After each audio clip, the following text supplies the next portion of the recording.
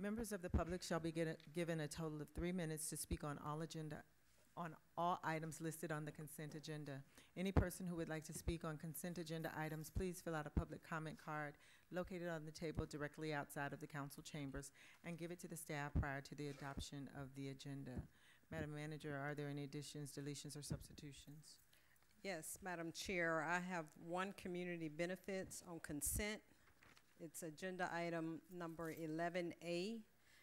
It's for the Youth Recreation Association of Riviera Beach, $1,000 from Mayor Thomas A. Masters for meals and activities for seniors Fun Day on February 21st, 2019. That's all I have, Madam Chair. Madam Chair. One moment, please. Madam Clerk, that item will be at 11A. Yes, ma'am. Thank you. Councilwoman Botel, you recognize. Just want to make a correction to item number 8 under community benefits. That amount should be $500. Item number 8 for project graduation. Yes. Alrighty.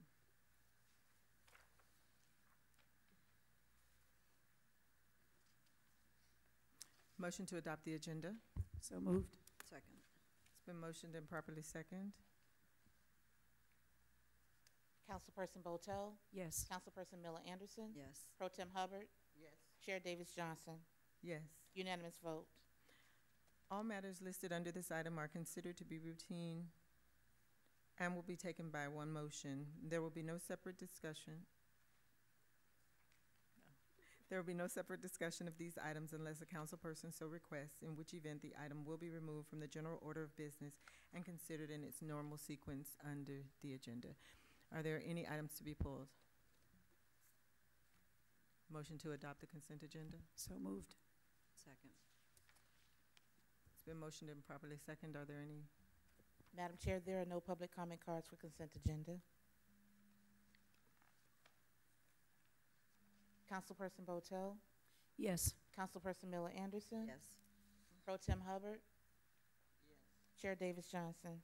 Yes. Unanimous vote. Any person who would like to speak on an agenda item, please fill out a public comment card and give it to staff prior to the item being presented to council for discussion. Members of the public will be given 3 minutes to speak on each regular agenda item. In no event will anyone be allowed to submit a comment card and speak on an agenda item after the resolution or item is considered. Public comments shall begin at 7:30 p.m. unless there is no further business of the City Council, which in that event, it shall begin sooner. In addition, if an item is being considered at 7:30 p.m., then comments from the public shall begin immediately after the item has been concluded. Any person who would like to speak during public comments, please fill out a public comment card located on the table directly outside of the council chambers and give it to the staff before the public comments section is announced. Madam Clerk. Madam Chair, we do not have any petitions and communications for filing.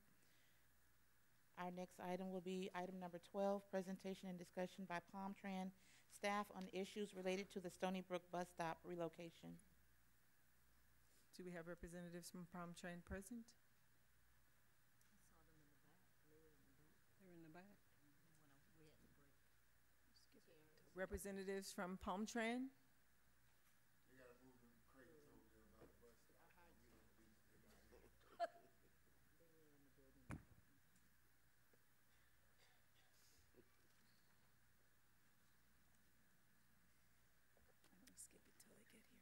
Can we move to? We will move to item 13. We will bring them forward when they come. Item number 13, Resolution 919, a resolution of the City Council of the City of Riviera Beach, Palm Beach County, Florida, approving a city-initiated application requesting site plan approval for new elements specified within the Fire Station number 2 in Barracuda Bay Aquatic Complex Master Plan, including construction of a new 12,490 square foot fire station and a new 648 square foot event building on approximately 5.45 acres of land at 1621 West Blue Heron Boulevard, located at the southwest corner of West Blue Heron Boulevard and Avenue S, identified by parcel control number 5643 4229, 04007, 0181, and 5643, 4229, 04007, 0010, providing for conditions of approval and providing an effective date. Madam Chair, we do not have any public comment cards on this item. The acceptance of public comment cards on this item is now closed. Is there a motion? So moved. Second? Is there a second? It's been motioned and properly second. Madam Manager? Madam Chair, Interim Director of Development Services, Jeff Gagnon, is here to do a presentation.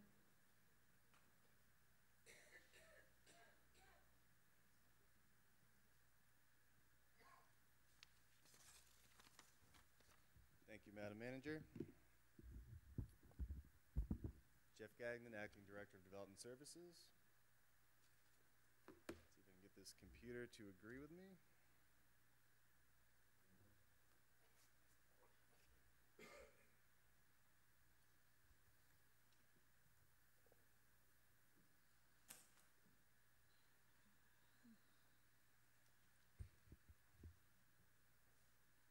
Thank you for your patience. So as read into the record, you have before you a site plan application. This is for our new fire station as well as a small event building within the Barracuda Bay complex. Before you on the presentation is an aerial view of the site. It's located south of Blue Heron Boulevard and adjacent just west of Avenue S. This is a view of the site a little bit closer. You can see on the left-hand side, this is the existing fire station in the Barracuda Bay complex and the parking area just to the south. So the fire station that's proposed is called out here in this master site plan in the area in red.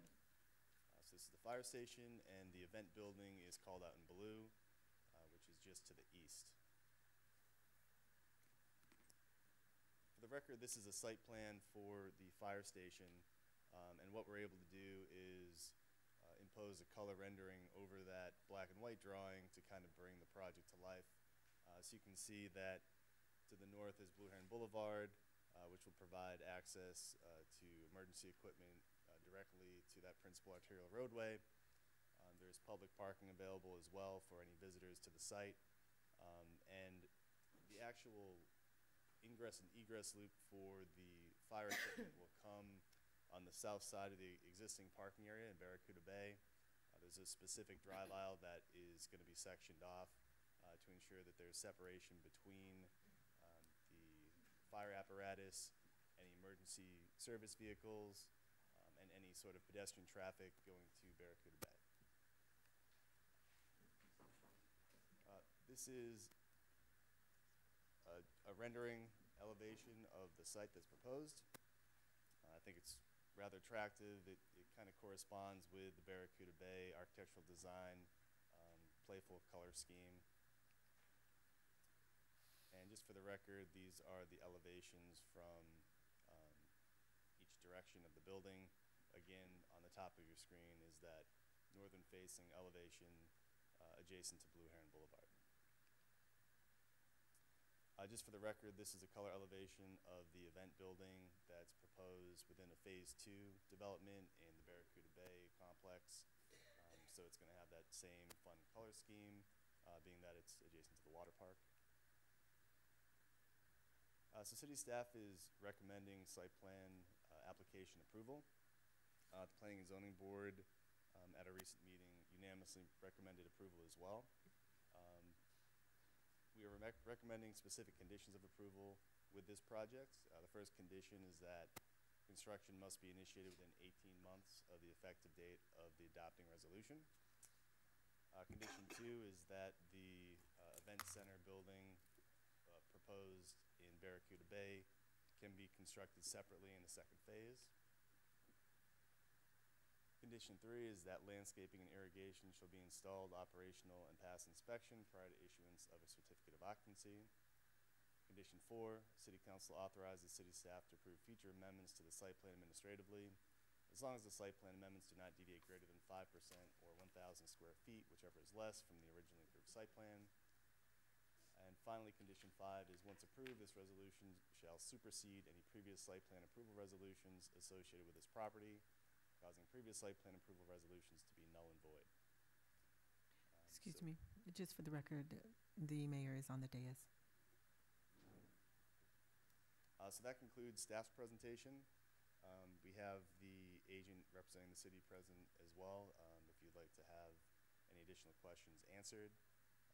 The color rendering that I showed before and the elevation I actually stole from their planning and zoning board presentation, so kind of stole their thunder there, but seems like a really good project, and staff fully supports it. Thank you. Do you have any public comment cards? No, Madam Chair. Are there any comments from the council? Madam Chair, Mr. Mayor, you recognize. thank you. On the proposed new fire station, I know at the one now there was a gate in the back that would had access to Barracuda Bay. Are you aware of that? Or do you know anything about that? It was access where they could just go straight if they had to. Do you know anything about that at all? So, as far as the drive aisle that's adjacent to Barracuda Bay and the fire station and behind that area, sir?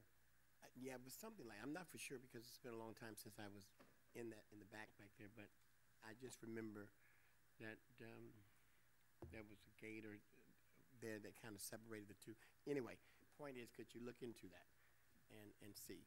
And the reason why I bring that up, because if there is an emergency, I mean a real emergency, drowning situation, that the fire people or the paramedics can get there just like that, instead of going all the way around. Oh, I see. So it's actually separating the water facility.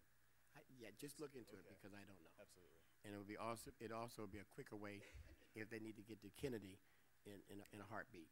I'm always thinking about possibilities of things that could happen, especially with shootings on campuses and stuff like that. It's a matter of seconds. The other thing is, and this is kind of digressing a little bit, but I spoke to the chief about the fire station on Singer Island. Do you know, do we have a tentative date as when that's going to take place? We're doing it station by station, different areas? I haven't seen the schedule for that fire station yet. I'm sure that's information that staff can provide to mayor and council. Okay, Chief, do you have any, would you, just for the people who are listening and viewing, because we want them to know that this is a holistic, citywide approach. Yes, sir, Mayor. Reginald Duran, Fire Chief. We do have and have begun work on an elevation regarding Fire Station 86 or Fire Station 3 on Singer Island.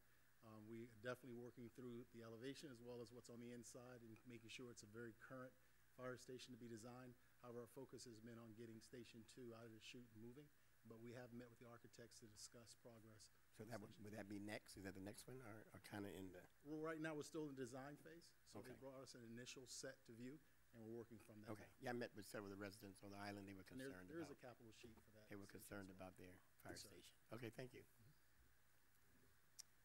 I would like to say that this is a great day for the city of Riviera Beach. We've worked on this particular project. We know that the fire station has been in dire need of demolition and rebuilding, and we are now in a position to provide that safe facility, that environmentally sound facility to our firefighters as well as our residents. So we are one step closer to a new fire station, and we all should be excited about this particular site plan.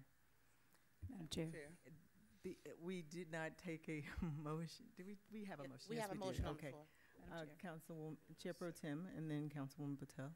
I agree. Indeed, it is a great day, and I am excited about us being able to move forward with this fire station and look forward to us moving forward with the next one.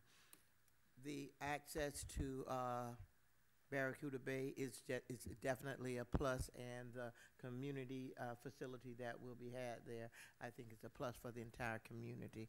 Great job. Councilwoman Patel, you recognize? I visited both this fire station and the one on Singer Island, in the course of my travels, and I can't tell you how pleased I am to see that we're finally moving those men and women into a facility that really fits the skills that they have. I'm particularly pleased to know that we'll be installing things that will allay some of the fears that we have about cancer, because that's such a big issue for our firefighters. And now some of the new technology will be installed in that new fire station that will help prevent as many cancer conditions as we can. So congratulations, I'm happy to see it happening.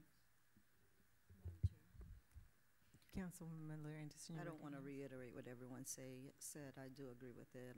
Coming in 2015, I did tour all of the fire stations, and I'm glad to see that we're able to move forward with this particular item. Madam Clerk. Councilperson Botel? Yes. Councilperson Miller Anderson? Yes. Pro Tem Hubbard? Yes. Chair Davis Johnson? Yes. Unanimous vote.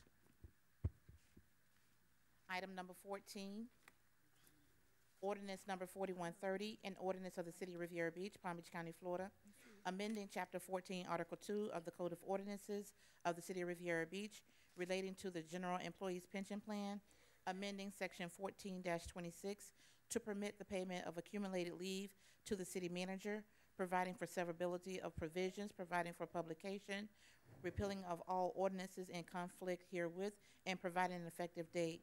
Madam Chair, we do have one public comment card on this item. The acceptance of public comment cards on this item is now closed. Is there a motion? So moved. Is there a second? Second. It's been motioned and properly second. Madam Attorney. I believe this is Madam Attorney. Do you have anything to? No, this ordinance was brought back at the direction of council at the last meeting. It's to rectify the inconsistency between the manager's contract and the current ordinance as it relates to the pension plan and her vacation time. Thank you. Madam Clerk. Bonnie Larson.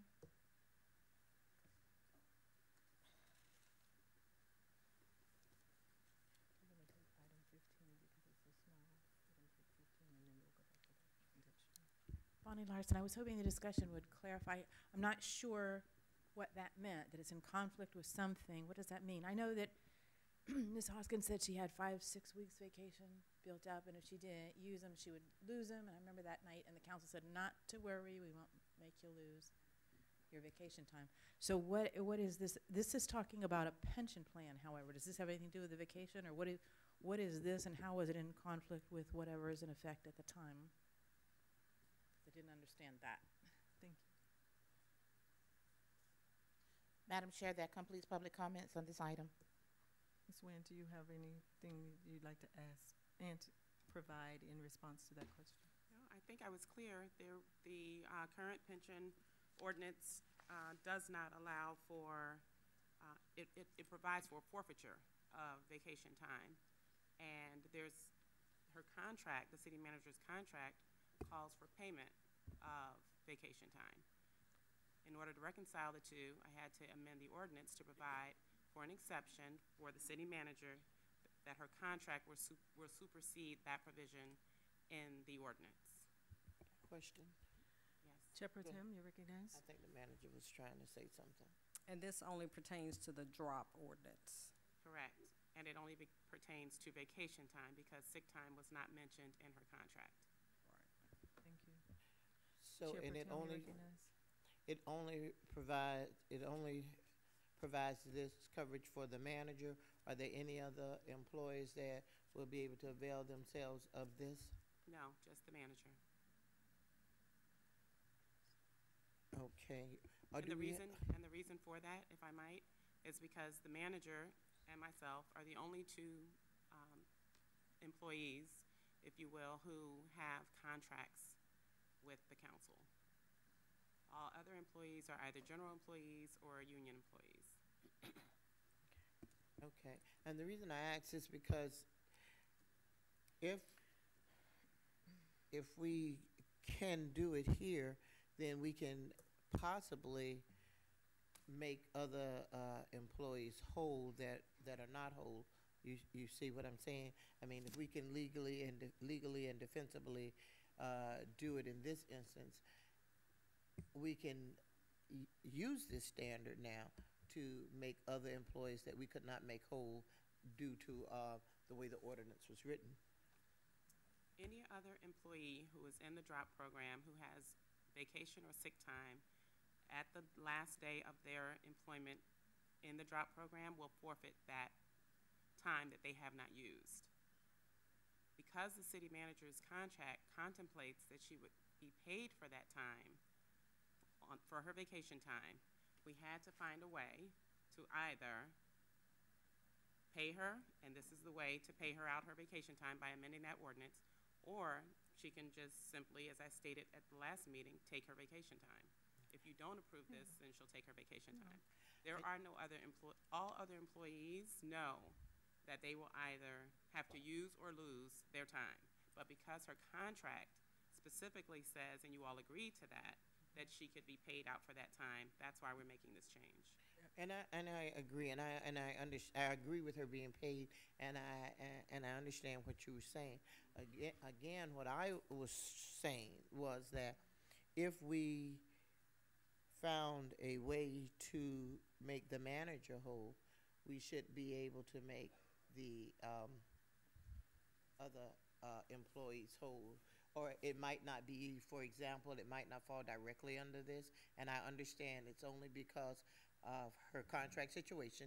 She already accumulated that time prior to coming over to the management side. I get all of that.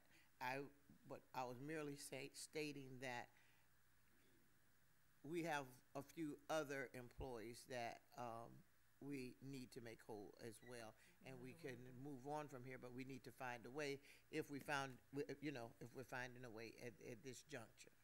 I would have to see those on a case-by-case basis, but they are not contract employees, so I know that this provision wouldn't apply to them. That's why I said it might not be just this particular wording, Right. but what we have done was made, we have found a way to make Ms. Hoskins whole, which I totally agree with, and I wouldn't dare suggest that she, you know, lose any of her time or not be paid for any of her time. That is far from what I'm thinking or even saying. So I'm just saying if we can do it here, I think that we can try to make the other employees whole. Thank you. Madam Clerk. Madam Chair. Councilwoman Miller Anderson, you recognize? We're going to the vote? Yes. Okay, I had a question, and I may have missed it, and I apologize for that, but, Ms. Hubbard, you're talking about making who whole? What other people are you talking about? If we have any other employees that, you know, some people were, well, we in our study, we saw that there was a few people that stood out that, you know, that just didn't fall right and they weren't captured right. This wouldn't apply to them. We don't have to beat that dead horse. Oh, okay. As she said, we only have the 2 contract employees. But I'm saying if we did a good job with going, you know, with making Mrs. Hoskins whole, and I'd like to see us do that, you know, for the handful of people that we need, that we might need to look for. So it's not just for my clarification, the reason why we're doing this, because if she did take she's entitled to her time. But because if she took her time, that means that we would not have a city manager for the length of time. So it's not a matter of making her whole, unless, I mean. Of course, you want to not let her to lose her time. Okay, so, in a matter of not making her lose her time, we're doing this, which I totally support, not penalizing her for staying on. And obviously, we don't want her to take the time away because we would be without. But I just want to, and I'm not sure if you addressed this, if there are is this the only option? I know I spoke with you on yesterday and you were going to check and see if it was possible to run it, I mean, if there were other options to do this versus doing the ordinance so that it did not appear that we were doing something specifically for one person. Did you have any luck in identifying any other way to do this so that it didn't appear that way? I did not. Okay, and then it is a unique situation simply because we are in need of having a manager. And if we allow her to go ahead and take her time, we will not have a manager. Okay. After this situation, what occurs from there? Well, how many people, does this only apply to the two, the attorney and the city manager? If, I mean, I know it doesn't for you because you just got here, but I'm saying if push comes to shove, how many people are we saying this could essentially apply to? Hypothetically, if you were to hire a city manager who is also a current city employee who has the years and is in drop, then this would apply to that person. Okay. And assuming that their contract provided for it, which it probably would. But if that's the only person it would apply to, is if you hired a city manager, if you promoted someone in-house currently to the city manager's position and they were in the drop program, this would apply to them as well. So for any other employees that are currently in this position, would they have it, no, I'm sorry, that's not what I meant to say. If there are any other employees that, do we have any employees outside of the one that, if we did that, is there another one, anyone else that could say, I would like to have this done for me as well, is what I'm trying to say? No, because the language says, except in the case of the city managers whose contract shall supersede this provision. The only two employees that you have who have contracts are the city attorney and the city manager. Okay. All right. Okay, thank you. Madam Clerk? Councilperson Botel, Yes. Councilperson Miller Anderson, Yes. Pro Tem Hubbard, Yes. Chair Davis Johnson. Yes. Unanimous vote. We are going to take item 15, it was the companion to 13, and then we will go back to the presentation from Palm Tran.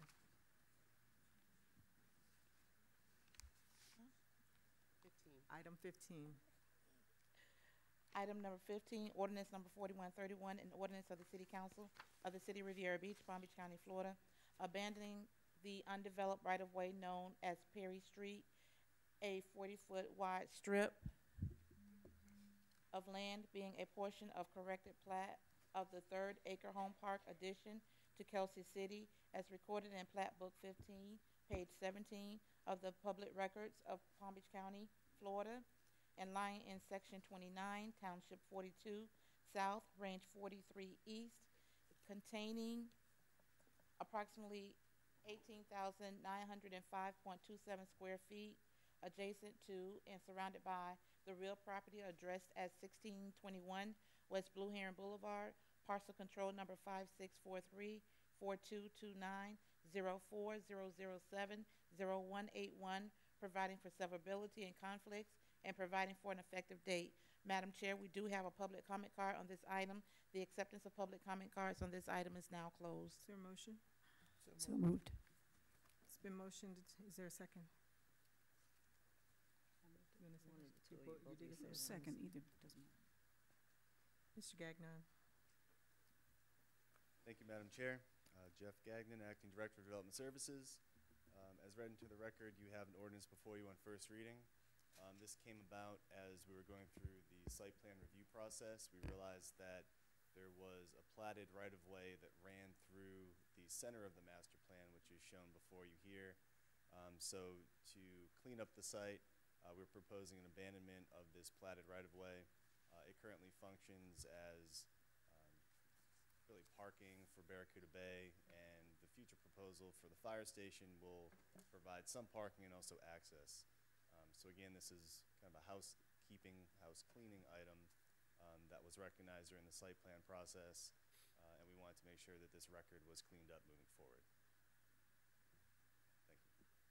Thank you.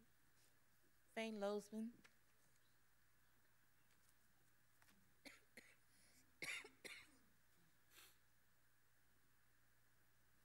Fane Lozman, 5101 North Ocean Drive, Riviera Beach, Florida, 33404. A state court judge directed the city to give me that address. And this man has gone to the post office and had them remove my address. I don't get my mail anymore. And Dan Taylor, who got his mail for 28 years, doesn't get his mail anymore. I've talked to you for years. Before some of you were elected, we talked about what Jeff Gagnon did to me and did to Taylor, coming to our properties, trying to get us arrested for mangroves that were legally being cut down on Taylor's property with a permit. What does this have to do with the right-of-way? This man does not have the integrity to be in the job he's in. Acting director. How many years is an acting director? With all due respect, Ms. Hoskins, how many years is he supposed to be acting director? Other cities, when you have an open space, within 90 days it's filled. You put an RFP, it's filled. This man, how do you know what goes on in the abandonment area? You can't trust this guy for anything. Why would you take his representation? Oh, it's just to clean up, Barracuda Bay. How do you know children don't use that when they get off from school to go to their neighborhood? And they've been using that right away for the last 75 years. So they don't have to go around the block and get hit by a car or something. You have to independently corroborate everything this guy says. I know, I'm not going to name names, but I know there's people who've been on that dais say Gagnon shouldn't be in that job when he was under McKinney. I am not going to tolerate Gagnon continuing to be the director of community development. Every time he has something to say that he's going to come up here, I'm going to remind you guys, you have to do your job. Your job, until something changes, is the city manager works for you. You have to say why years later is Gagnon still in this position. He shouldn't be there, okay? I want to know why my mail isn't coming to my address when we have a court order that says it should be, and it was put in the mail system. Taylor is furious. 28 years he gets his mail, he doesn't get it. I have the taxes from Palm Beach County, 5101 North Ocean Drive. They've been destroyed. I didn't even know my taxes were due. I looked online. Oh, you got to pay your taxes because I don't get my mail. You know, I had to pay a $3,000 mangrove fine because one of his buddies, well, I don't know, one of his buddies, somebody who was a supporter of his went and cut my mangroves. Even though I didn't do it, they said I was responsible. Okay? I'm not going to tolerate being Taylor, myself, and other residents are not going to tolerate this man being in this position anymore. I don't know what we're going to do, but we are going to lobby you. We're going to go back to the court to say that this guy is disobeying the court order. We're going to hold people accountable because when our address isn't in that system, we don't get our mail. Police and fire. I mean, Nicholas, who was for 25 years the property appraiser, he intervened and he went to court and said, I need an address, and now we can't get our mail. All hell is going to break out. I'm really not happy what's going on. I'm certainly not happy looking at this guy with his nonsense. I would table that, get somebody who has some integrity, and go see what's really going on there as far as our students using that to cross through there. Madam Chair, that completes public comments on that item. Are there any comments or questions from council? Mr. Gagnon. You're recognized, Chair Pro Tem. Mr. Gagnon, is this, do you know if the children use this for any kind of access? So what's interesting is the west side, if my pointer is working. The west side here, there's a fence that exists, so there really is no cross access of this area whatsoever. So I think it was just a fantasy scenario that was just proposed to council, but unfortunately there's no truth behind that.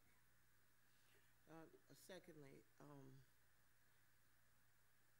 did you go to the post office and ask them to remove his address? Unfortunately, I have no idea what was just being referenced. I'll just leave it at that. Yes or no? Absolutely not. Okay, thank you. Any other comments from council? Madam Clerk? Councilperson Miller Anderson.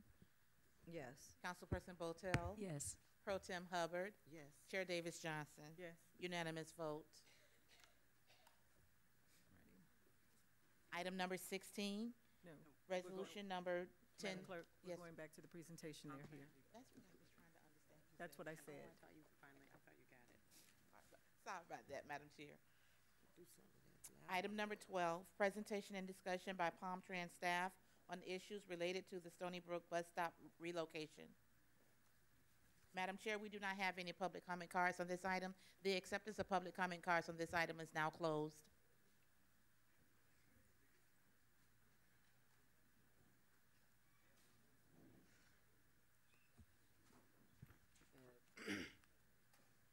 Again, I apologize. 1 second while we pull up the presentation for the Palm Tran team. Madam Chair, while he's doing that, let me just quickly announce that tomorrow night, the 21st, Family and Friends African American History Day, the Derek Mack Band will be performing along with the SOS Community Band, about 75 young people. And it's going to be a great performance and others. Thank you, Madam Chair. Thank you, Mr. Mayor.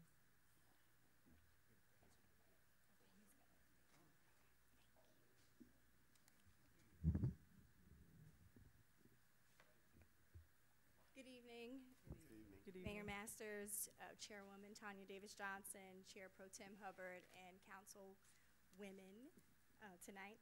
My name is Nakasha Wells, and I'm the Senior Manager of Governmental Affairs for Palm Tran. I'm joined by Mr. Steve Anderson, our Interim Planning Manager. We would like to take the opportunity just to thank you for giving us a chance tonight to address a very important matter. There was an issue that was brought to our attention by Chair Pro Tem Hubbard as well as Chairwoman Tanya Davis Johnson with the relocation of the bus stop that used to be at the entrance of the Stony Brook community. On September 30th, 2018, Palm Tran unveiled what was the culmination of a 2-year-long process to make our first wholesale changes to our bus system network for the first time in 22 years. We found over $5 million in unproductive routes that we reinvested back into our system to make the routes more productive. However, as a result of the discovery of some of these inefficiencies in our network, we had to eliminate some routes, combine others, and relocate some bus stops. One of the bus stops that had to be relocated in conjunction with the RPM initiative was the stop located near the Stony Brook entrance. During RPM Phase 1, we embarked upon an extensive public outreach campaign spearheaded by a disadvantaged business enterprise named Adams Consulting to both get input from the public as well as to advise the public about the proposed changes. Those changes were approved by the Board of County Commissioners, and we moved forward with those changes on September 30th.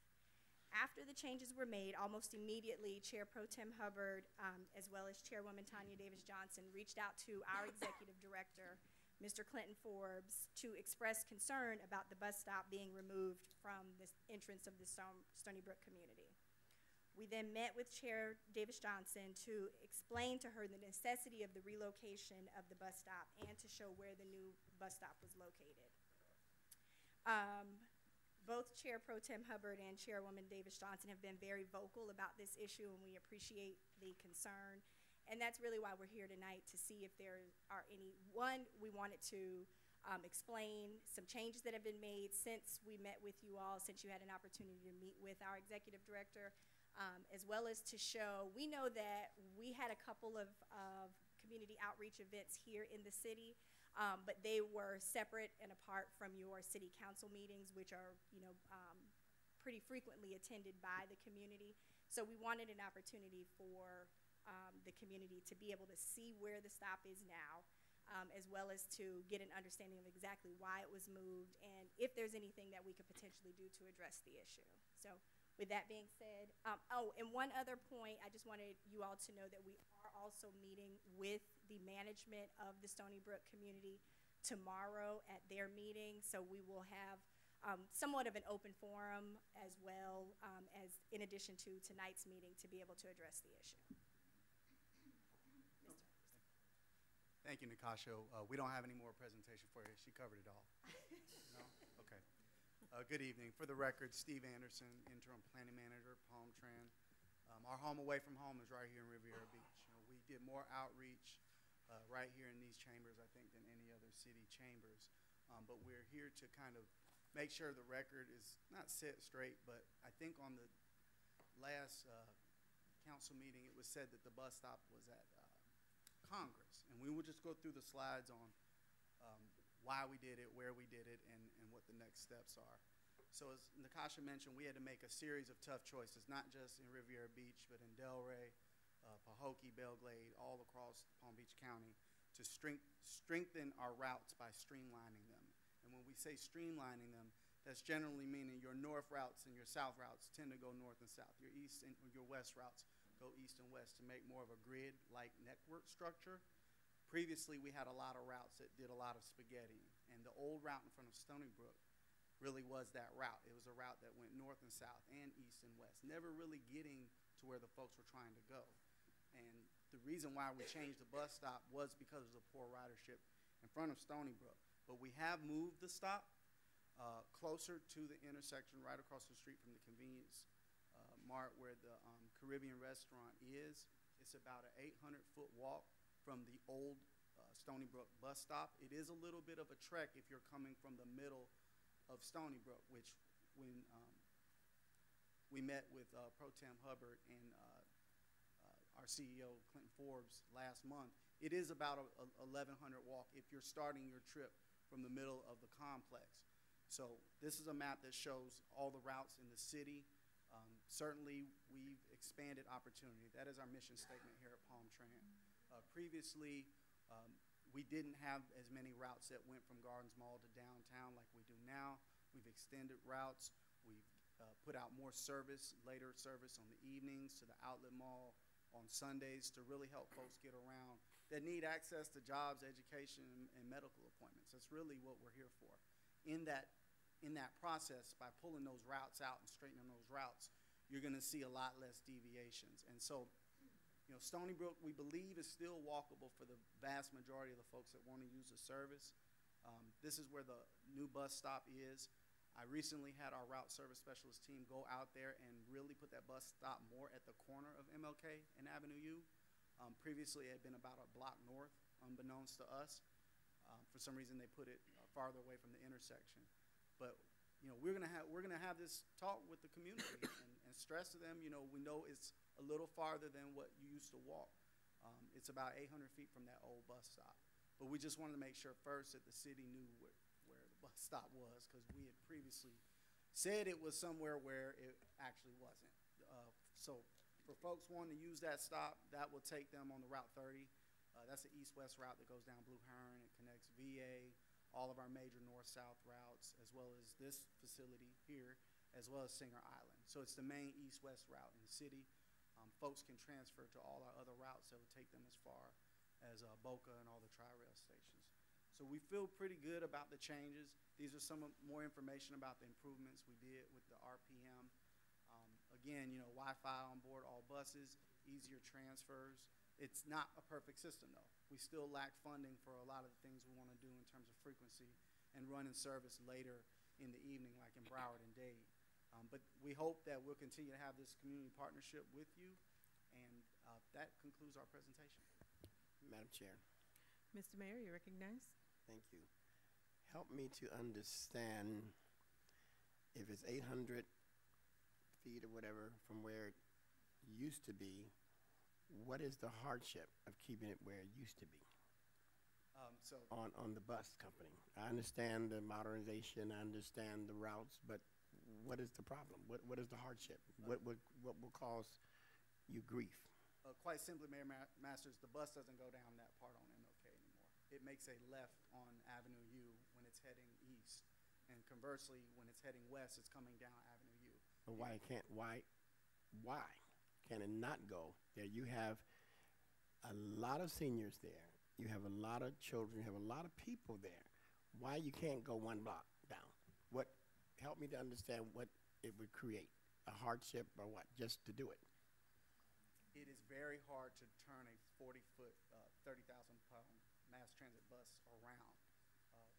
For example, you know, we've looked at this.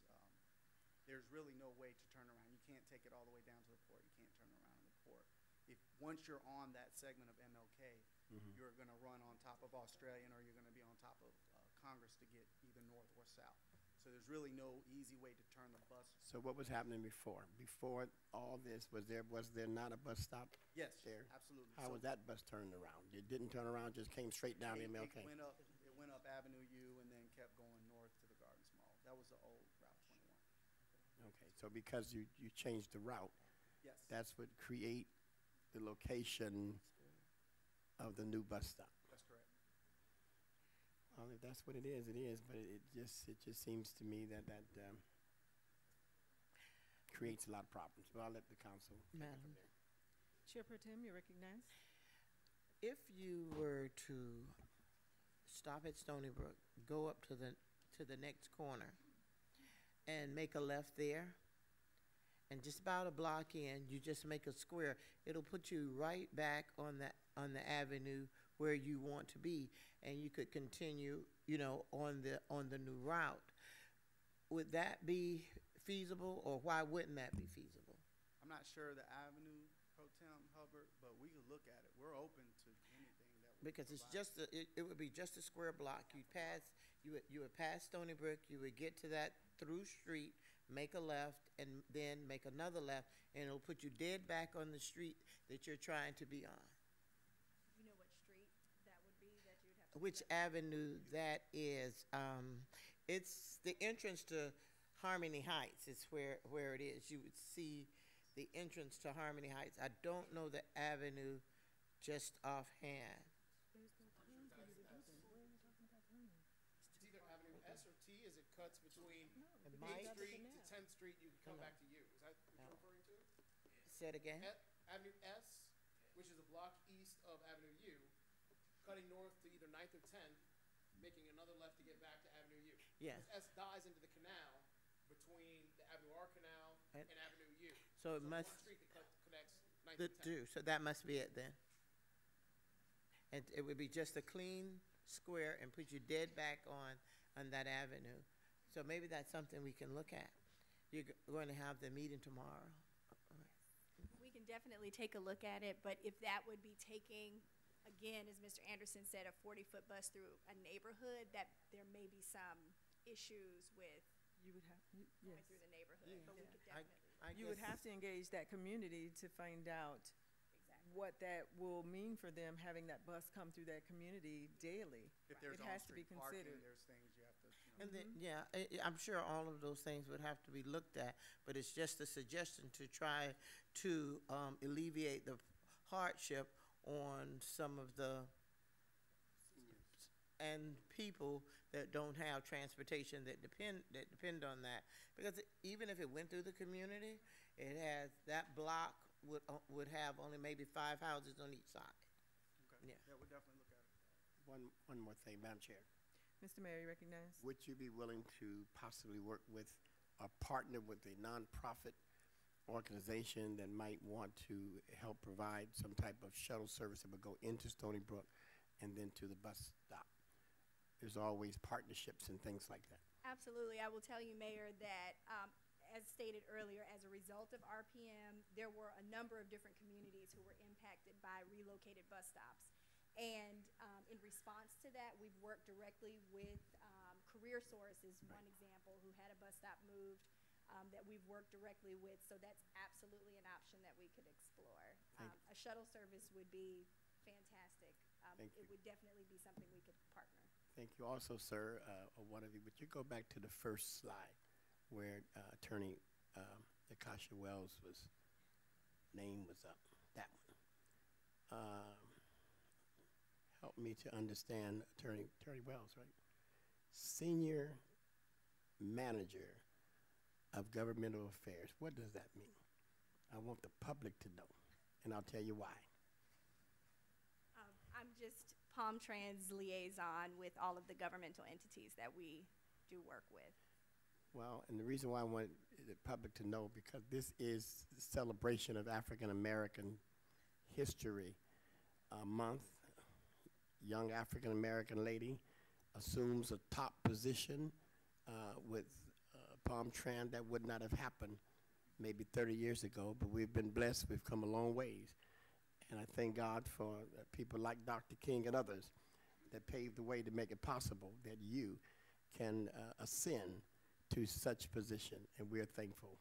Thank you, Mayor. Thank you. It's a good way to celebrate this month. Are any other Are there questions? any other questions or comments? Thank you so much for your presentation. Thank you for the your opportunity. presentation. Thank you.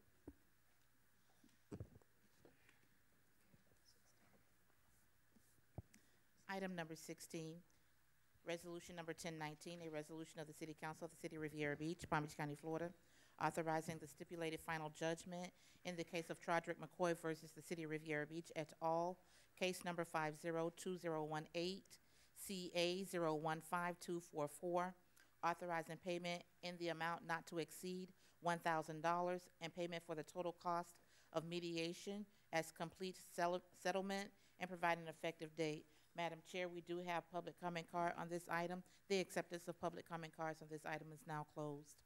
Is there a motion? So moved. Is there a second? Second. It's been motioned and properly second. Madam Attorney? Do you have anything? I don't have anything further other than what's in the agenda item. If you all have any questions regarding it, I'd be happy to answer them. Thank you. Madam Clerk? J.B. Dixon.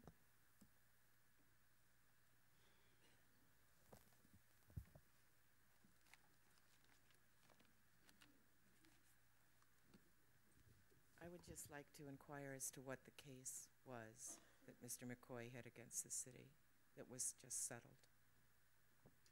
It was a alleged violation of public records law.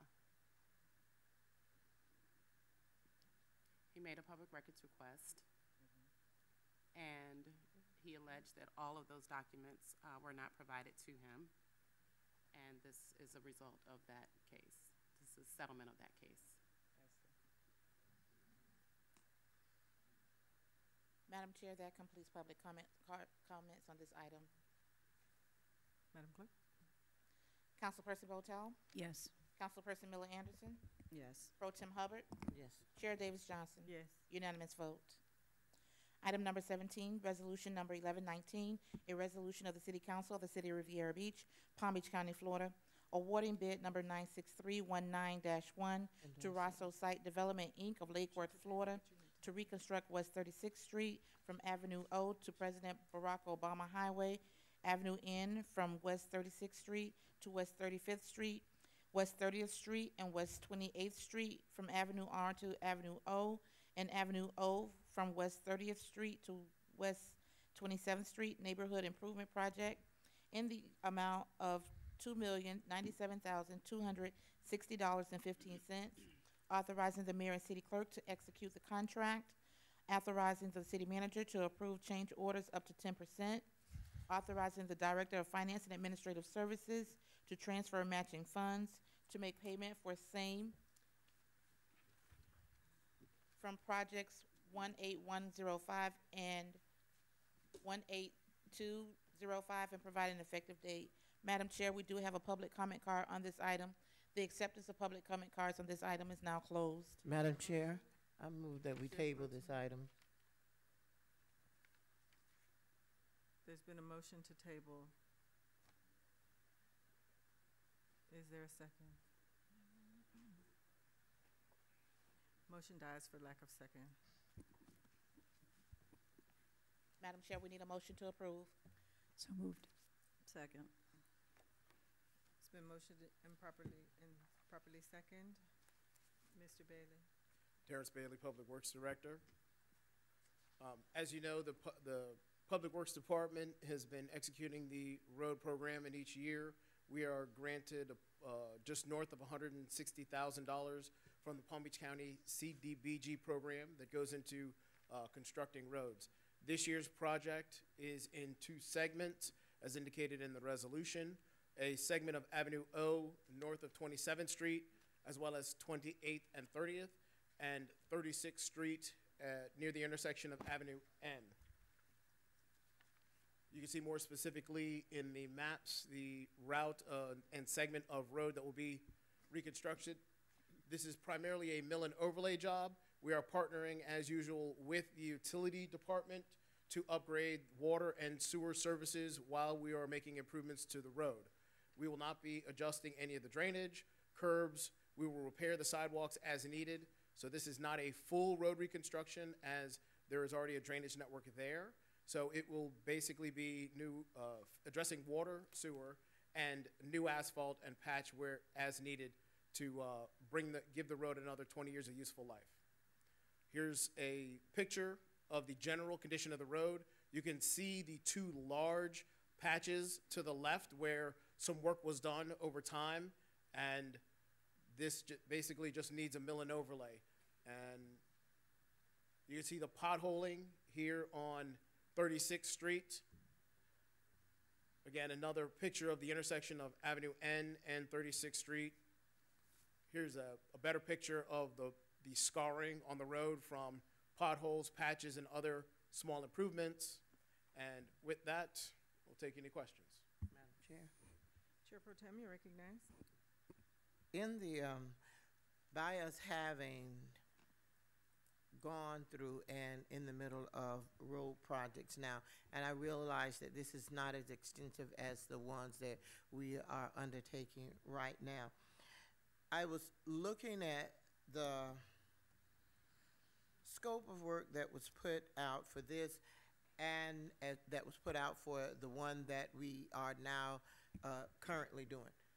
Totally the same, except for at the bottom where it says there is a detailed schedule set forth in Exhibit A. So that's not there. What's important about this is every time that there is a question about the project that have come up from either the community or from myself, it is said to us that this work is being done to design. This is being done to design, and we want to know, we need to know the scope. We need to make sure that the scope of service is detailed and that the design is detailed, because that's what you're going to hold us to, and that's what we're being held to now. So in looking at both of these, that's one of my questions, Mr. Bailey. If you could repeat your question, I missed it in your statement. What specifically, what do you need answered? Okay. In the contract, for example, under reports, it says, reports and all other items shall be delivered or completed in accordance with the detailed schedule set forth in Exhibit A. So when you go to Exhibit A, Exhibit A speaks of the scope of work. It also reads that the work schedule is an integral part of Exhibit A in accordance with Article 2, but there is nothing, that integral part is missing. So that's what we will be, every time we have a complaint, we'll never know what exactly that integral part was. It's not here. Well, I think in a previous section of our standard contract, the schedule is not required to be submitted until after the contract's executed in the documents required. The contractor can't put the schedule together until he has a contract. So until this meeting and the contract is executed and gone through its process and the city issues the purchase order, then the contractor can put the schedule together that's referenced there. It is one of the documents that's required in the first 10 days after we begin the project in earnest. Okay, and that is not what this reads. That is not what this reads, and that's what I'm reading you verbatim from your contract and from what it says. And that's what, and the reason that I'm concerned about it is because I know whenever the community has a complaint about it, we're going to be saying, hey, those guys are working to scope. Those guys are working based on design, and that's what they're doing. And the reason I know this is because that's what we're being told now on the project that is taking place. So that's for Exhibit A. But and then if that's the case, if what you're saying is true, then we need to make sure that that's what the contract says, that's what the document says, so that persons like myself who has read this and comparing it to what's going on won't be expecting something that's not, that I shouldn't be, because based on what you're saying, that's a whole nother part that takes place after negotiations or after the contract is awarded. So, but, it doesn't read that here. So I think that we I will have. work with the city attorney's office to get perfect clarity on that as we move forward with, because this is our city standard contract, and there are very few elements that change in it, but I would gladly work with the city attorney to clear up that questionable issue. Right, because see, the scope of work that you put out for bid, it is where it said, the work schedule is an integral part of Exhibit A in accordance with Article 2. And then it goes on to say that is where it would be the schedule would be required in the response. So I'm not making any of this up. I'm just reading it from here. And the reason that I was looking for that is because that's what we don't have now, and that's what we actually need, as far as the projects that are going on. And I think that that's something that how will we? You go ahead, you sign the contract, and then you get the schedule, and then the design itself is all, after the fact. Well, if I may ask you a question with all due respect, when you say schedule, are you talking about the timeline from start to finish of when the project will be done? Because I think you're using the word schedule as in more the schedule of values, how much each line item will cost for structures and inlets and MOT and signs and things of that nature. So No, I'm reading what you have, and I want you to, it says the work schedule is an integral part of Exhibit A. And that would be the time schedule. And they can't set the time schedule until after the contract's executed, when they know they can actually start. Okay, be that as it may, why would we in turn ask for it in the bid part? We need to, we need to say that. That's the only thing that, that's one of the things that's going to give us a comfort line as to what you, in your bid that you put out, somebody should be able to say, hey, it's going to take me 30 minutes to do this, or it's going to take me 15 days to do this, or this is an 18-month project. And they might tell you, hey, and you might say, hey, that's ridiculous. This isn't somebody I'm going to award it to because then it's not reasonable within the reasonable amount of time. So the discrepancies that are showing up are things that we need to fix.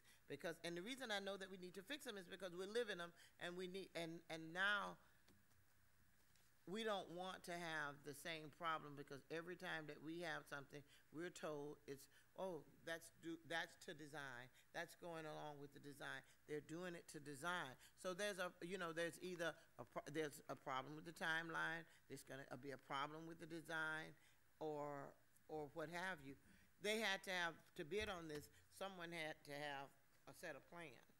Yes, ma'am. There are a full set of construction plans that were issued. Designs, and someone had to even cost this out. How long it's going to take would rear its head. Yes, ma'am. In the initial solicitation that was put out through purchasing, this contract was let for 180 days. And we tell the contractor, you have 180 days to finish this project from start to finish.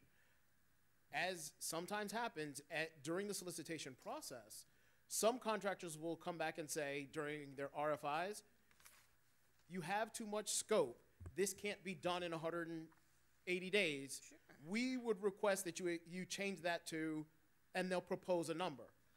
My staff will look at the scope, how much road work there is, whether we think that the request is reasonable, and we'll go from there to decide, yes, we'll make it longer, or no, we're going to stick with our original solicitation number of 180 days. So that timeline for construction is determined by my staff before the solicitation is advertised. Okay. And that's in the advertisement documents.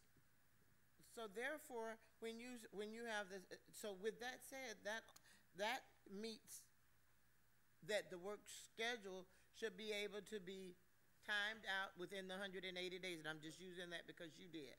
Mm-hmm.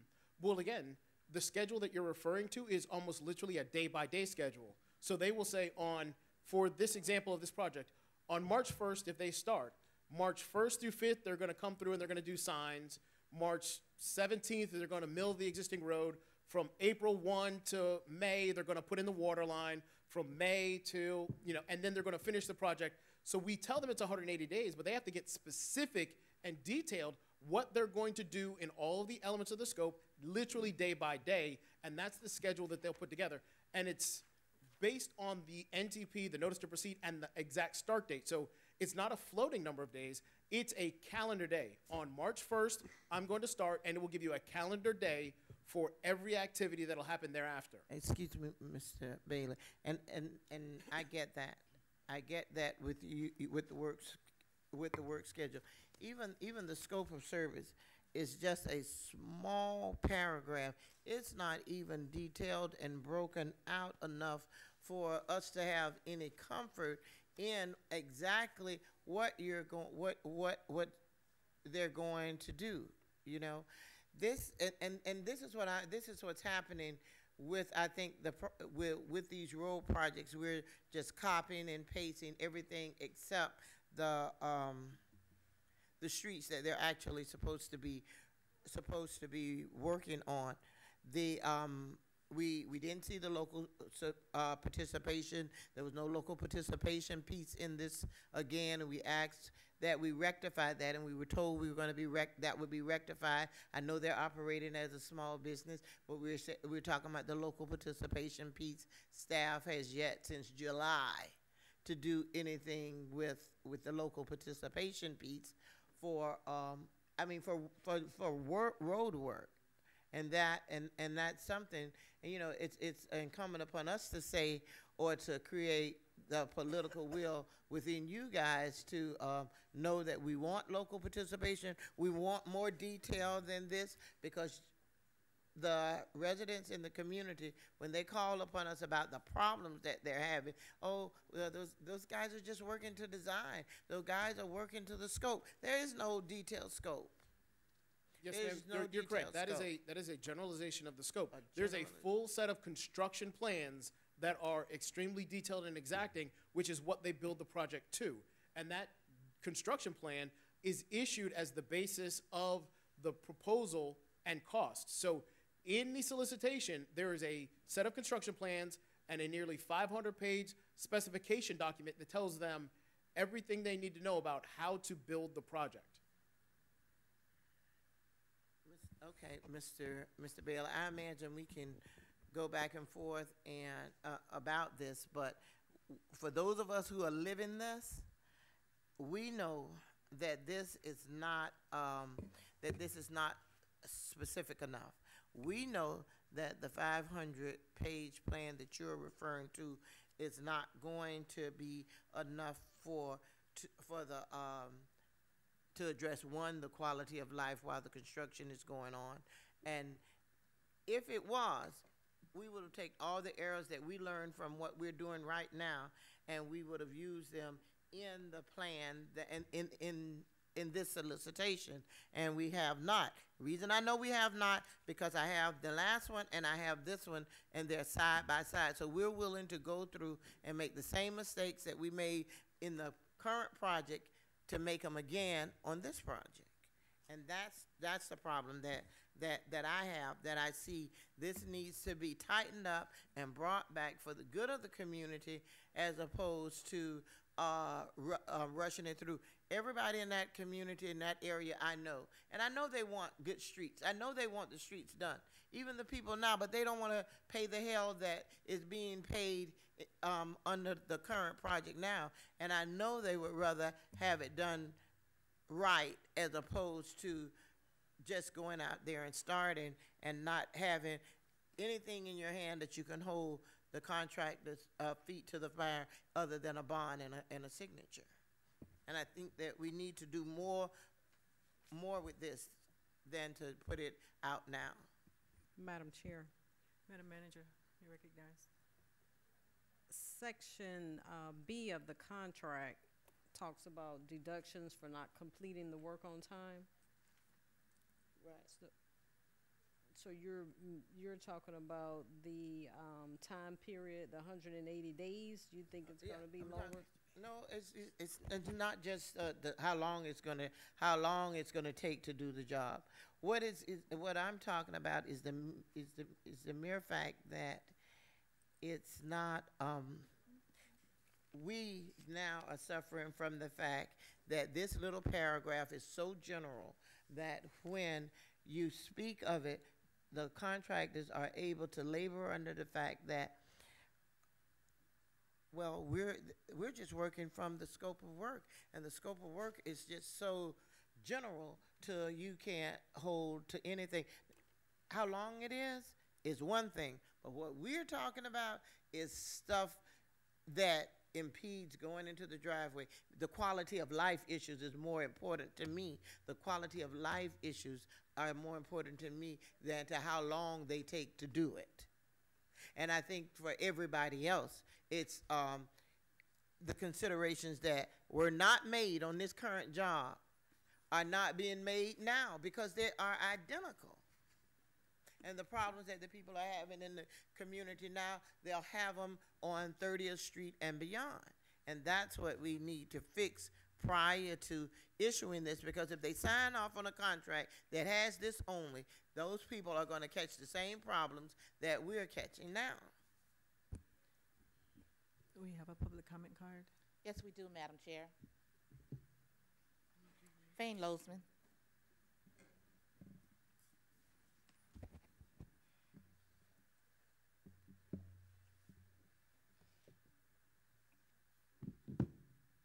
Fane Losman, 5101 North Ocean Drive, Riviera Beach, 33404. For the record, the post office said somebody from community development, they didn't name Gagnon, but I know it's him, pulled my name and Taylor's name out of the federal mail database after a judge issued an order to give us an address, which we have. So the post office doesn't pull names out by themselves. I like your attention to detail, Ms. Hubbard, in this matter. By the way, John F. K. Middle School is on the other side of that easement, and part of the attention to detail was say, when did that fence go up? Maybe it went up a month ago. I know one thing, if I'm a child, I don't want to walk a few blocks south to get over to John F. K. Middle School. I'm going to see if I can get some young people to cut through that easement and bring them back here. Relative to this, sometimes you have to defer to somebody that's done the research on the dais. Ms. Botel, I don't know if you live in that neighborhood. You don't. You live over in Singer Island. Ms. Miller Anderson, I don't know if you live over there. You live someplace else. If somebody on the dais has gone and done the homework, I would defer to them until you can independently corroborate if Ms. Hubbard is right or wrong. And I would table this item. And finally, how many interim people are in this city? It says right here. It says, I mean, it's crazy. You don't see this go on anywhere else. Interim development, let's see. Interim something, let me find where it is. Interim Public Works Director. So we have an interim Public Works Director. We got Gagnon, who's the interim Development Services Director. And then the next guy is the interim IT Manager. We have a city of interim people that stay in the jobs and they're not qualified to do them.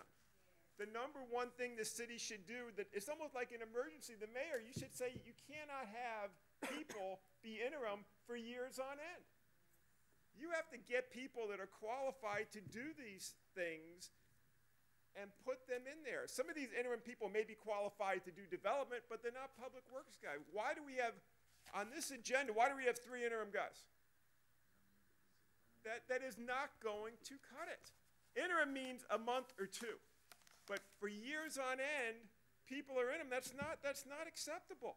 That's the leadership failure with the city manager, and unfortunately, leadership failure with the 4 of you, or 5 of you and the mayor. We can't have a city run by interim people that wouldn't meet the qualifications of a permanent hire. It's not going to cut it. And until somebody, and that's the other thing.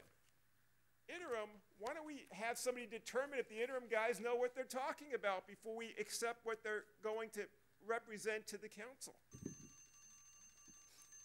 Madam Chair, that completes public comments on this item. Thank you. Any comments from the council? Madam Chair. Councilwoman Miller Anderson, you recognize? The only thing that would stick out for me at the moment is how the project was managed over in the Park Manor area. I know there were quite a few complaints And would like to know, how will this particular project be managed differently from the one on this side? Well, this project is different from Park Manor because it's not a full reconstruction. The Park Manor project was a year, maybe 14 months. We had to completely rebuild the road, down to the base, rock, put in drainage. We're not doing drainage. This is a much simpler project. It's a mill and overlay. The added scope to add the water line will add a small level of complexity, but unlike Park Manor, we won't be touching driveways. We'll really just be repairing the existing sidewalk that's broken, or if there's a small gap in sidewalk, we'll be adding it. So the scope is completely, the intensity of the project is very different than Park Manor. That's why you also see a much shorter timeline. But from a communication perspective, which appears to be where some of the issues were, we will be doing some of the similar things, the door hangers. We now have the hotline that was directed, so it is up and running. People will be able to use the hotline and get quick responses to their concerns. So we have learned the lessons of those previous projects and implemented the systems as you have directed here with this next project. And with the oversight of, if the contractors are the ones that are doing the door hangers or the communication, who's checking to make sure that that is going to be done? Because I think that was a lot of the problems. We were relying on the contractors, which they should have been, if they were supposed to do it, they should have done it. If they didn't do it, then their money should have been withheld at some point, because they didn't follow up and do what they were supposed to do. And we clearly found that out. But what's the plan for ensuring that we know for sure the communication got out to the people, and without saying, well, it should have been put out? Well, and we've had, we will do like we've done on the previous projects. We have a staff that goes behind them and checks. We also typically know city employees who live in these areas, and we check with them to make sure that they got door hangers. So we have a couple of systems in place to check that the communication's going out to the residents. All right. Madam Chair. Councilwoman Botel, you recognize? I have, I'm not talking about this project. It is what it is. It's smaller. But the projects that have been done on Singer Island have been an abomination in terms of communication. You cannot put door hangers on people's doors when they're only here in the wintertime. Things go on over there, and you expect that people are just going to understand that, oh, it's okay. We have no clue. I had a man call me this morning who was trapped in his driveway for 20 minutes. I have had calls from people who are begging to just stop it. They don't even want it to continue because they're so upset with the level of communication and the work that's gone on over there. This gentleman this morning had his irrigation pipes destroyed not once but twice, and now he's losing all of his yard, all of his landscaping, because we have allowed this kind of thing to happen. So, let's go forward with as much supervision as we can manage to be sure that these contractors are doing the job and doing it right, because frankly, the people on Singer Island are not happy with what's been going on over there. Madam Chair. Chair Pro Tem, you recognize? Mr. Bailey, the projects, we definitely want the projects, and it needs to be done. The driveway issue that Ms. Botel brought up is a severe problem in our neighborhood because of the hump. For example, the blocks of steel that's kind of flat that you put on the ground for the people to ride over, the area where you remove the sidewalk. I realize we won't be removing the sidewalks in this instance, but the people that are trapped and can't get out of their driveway, because see, that wasn't in there, that they must put something down so that the people can move out of their driveway without sinking down onto the road. And you know how many times people have been towed out of those ditches, if you would, even the mail truck. So this isn't my imagination or things that I'm conjuring up that might miss and happen. I'm telling you what I know, not what somebody told me. I'm telling you that these are the types of instances that we have had during this time. So that's why I'm asking you to take a little more time, try to anticipate, and be a little more detailed with the contractor when you give him his scope of services, so that he would, you know, be a little more specific with the residents, and you know, somebody backing out going to work to 7:45 in the morning, then they don't get to work till 9 o'clock. So those are the type of things that have been happening. This isn't just me just pulling stuff out of the air. Even our mail truck, as I said, got stuck down there. Mr. Mayor, you recognize. Thank you, Madam Chair. This doesn't really have anything to do with you per se, but it did come up on your watch when Mr. Lozman made comments. I was the mayor when the former property tax collector, Mr. Nichols, and Mr. Lozman is absolutely right. He did write a letter. He did say that to give the man an address. The council voted to make sure that he had an address, and it disturbs me highly that if it's true that someone from the city would go to the post office and have the address pulled. No, it has nothing to do with you, but it's just wrong. And I don't think that we should treat Mr. Lozman any differently than anyone else because we don't like him or we may not agree with him. None of us agree with anyone 100% of the time. So I do think he's right, and I do want the manager, because it's come up twice tonight, to look into it. Mr. Lozman is the only man on the planet that has taken a city, municipality, Supreme Court twice and won. We don't want that to happen again on any issue. So if it's something simple like that, let's just do it. The other thing is the interim thing. I agree with that, and I've been saying that for years, that we shouldn't allow people to be in interim positions too long. That came up while you were talking, not while you were talking, but on your time. So that's why I'm addressing it now. Thank you, Madam Chair.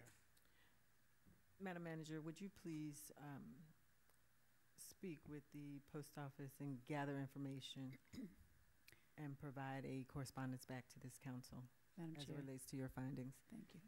Sorry. Councilwoman interrupt you. Botel. I had the same issue quite recently and went to the post office myself. I had a call from two people on Singer Island who got messages that their mail was no longer going to be delivered. So there may be something more going on there. Right. It had to do with when the streets were changed over there, their mailboxes were no longer close to the curb or something, and so the mail delivery person couldn't just roll up. She or he would have to get out of the car and deliver them that way. So they were actually told that they had to go that they were no longer going to receive their mail in their mailbox, and they had to go pick it up. So while you were investigating, I went to the post office myself. I was told that somebody from the post office would go and investigate, and they never got back to me. This was about 2 weeks ago. So maybe it could be the same problem. The question that I have, the questions that I have are as follows. Who's the project manager? How many project managers do you have that oversee these types of projects on behalf of the city, not on behalf of the vendor, but on behalf of the city? Do we have assigned project managers? The engineering department currently has one staff member, and we have 2 consultants that assist in the project management scope for all of the projects. And so they are assigned to the specific, to a Yes. specific project. Do we know who who would be? They actually work as a team because, again, there are, as you know, the 4 projects that are ongoing, plus this one that we'll be adding, and you'll see another one coming in about 2 months. So they rotate to make sure that there's coverage on if there's a specific inspection or something that needs to be seen at the time. So they all work together on all projects to make sure that there's not a gap or a lag. Well, okay, thank you for that answer. To my colleagues, I say that there may be a need for a community liaison person to be added to the complement to be able to share information with the community, convene community meetings, and interact with the general public who's being affected by the specific work.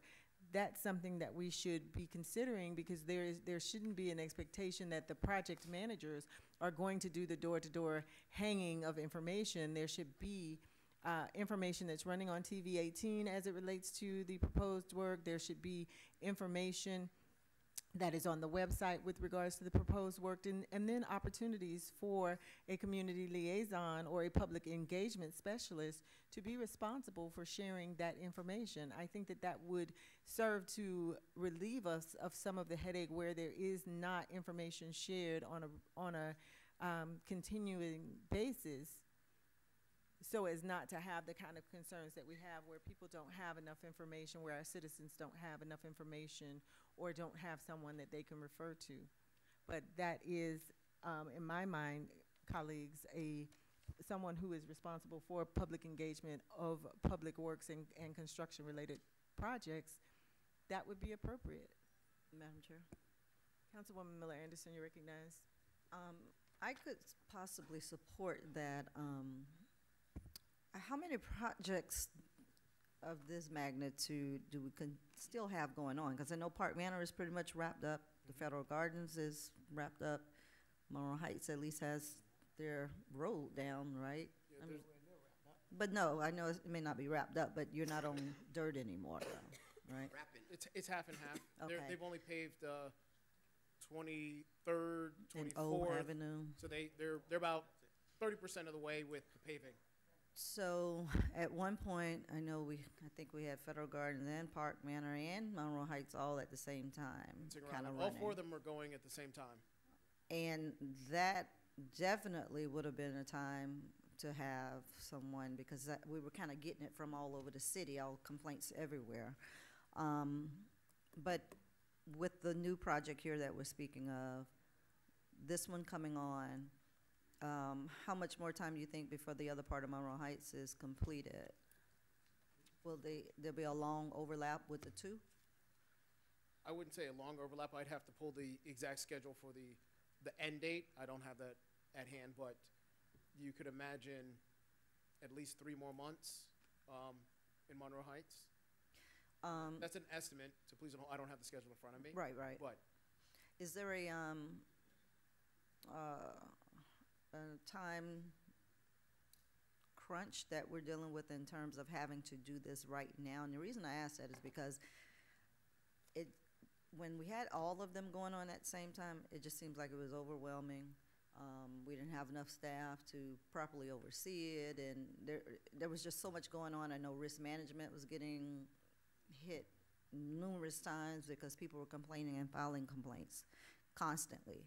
So is this something that could hold off for a little bit, or what are you?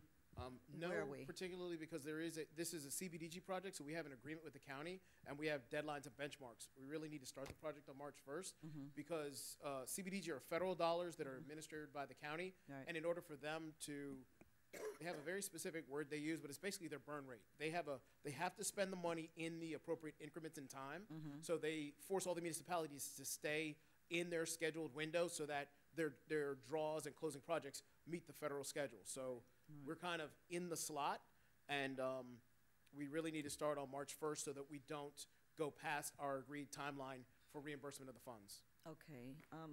Madam Chair, I would like to get more information on the position and the cost and what they would be doing on if they're going to be full-time, if it would be part-time, how much work they would have to do.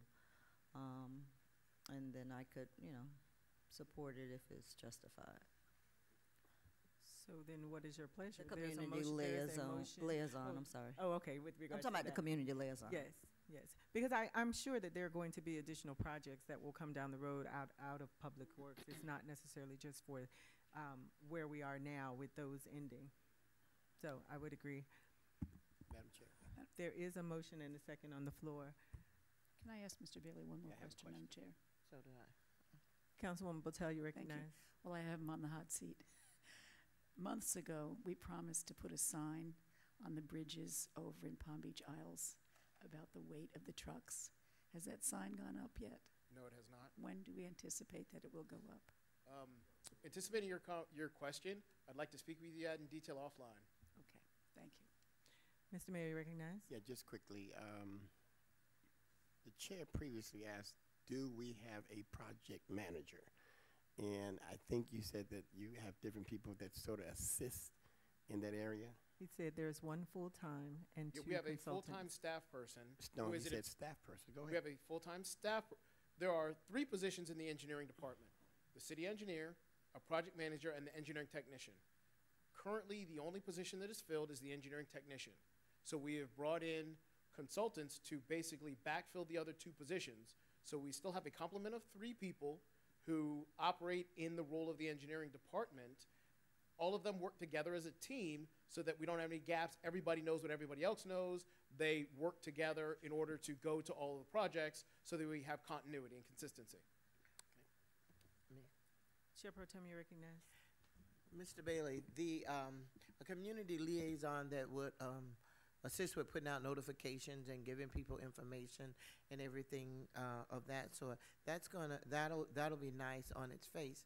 What I would like to see is the construction, someone that's more of a project manager with a construction background that can, kind of foresee something going wrong and say, hey, Mr. Bailey, somebody that has the skill sets that Mr. Merrick has, but he's just one person.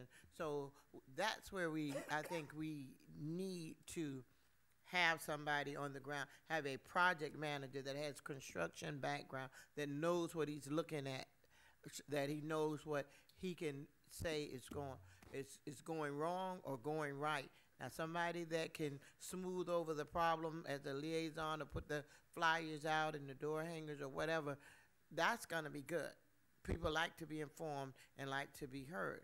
But I think we need another construction manager. Mr. Merrick is just one person. I know what the other 2 guys do, but I know Mr. Merrick is the one with the construction background, and we need another person. Madam Chair. Mr. Mayor. I do recognize. agree with the previous speaker. Also, if the council votes for a community liaison, I do think it's important that person is not just be a liaison for the projects, but everybody knows we have problems with the water system, the utility, whatever, getting notifications when there's boiling, when you have to boil your water and all the different things that's been happening in the utility department. So I would hope that that person would scope would be expanded, because it's not just a need here, but there's a need across the board, perhaps, that liaison person could be helpful to situations as they arise. Thank you, Madam Chair. Thank you. Any further comments or concerns, Madam Clerk? Councilperson Botel? Yes. Councilperson Miller Anderson? Yes. Pro Tem Hubbard? Chair Davis Johnson? Yes. Unanimous vote.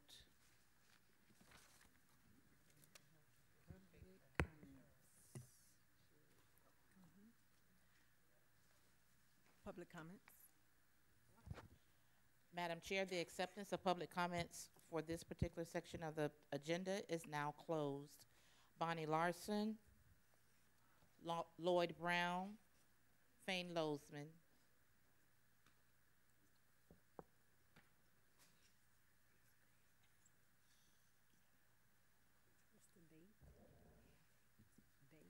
Bonnie Larson, since we're talking about work being done in the city, I think this was the water department. When they were doing some work, they put heavy equipment and all kinds of stuff, and they fenced in a lot over on West 28th on Avenue E.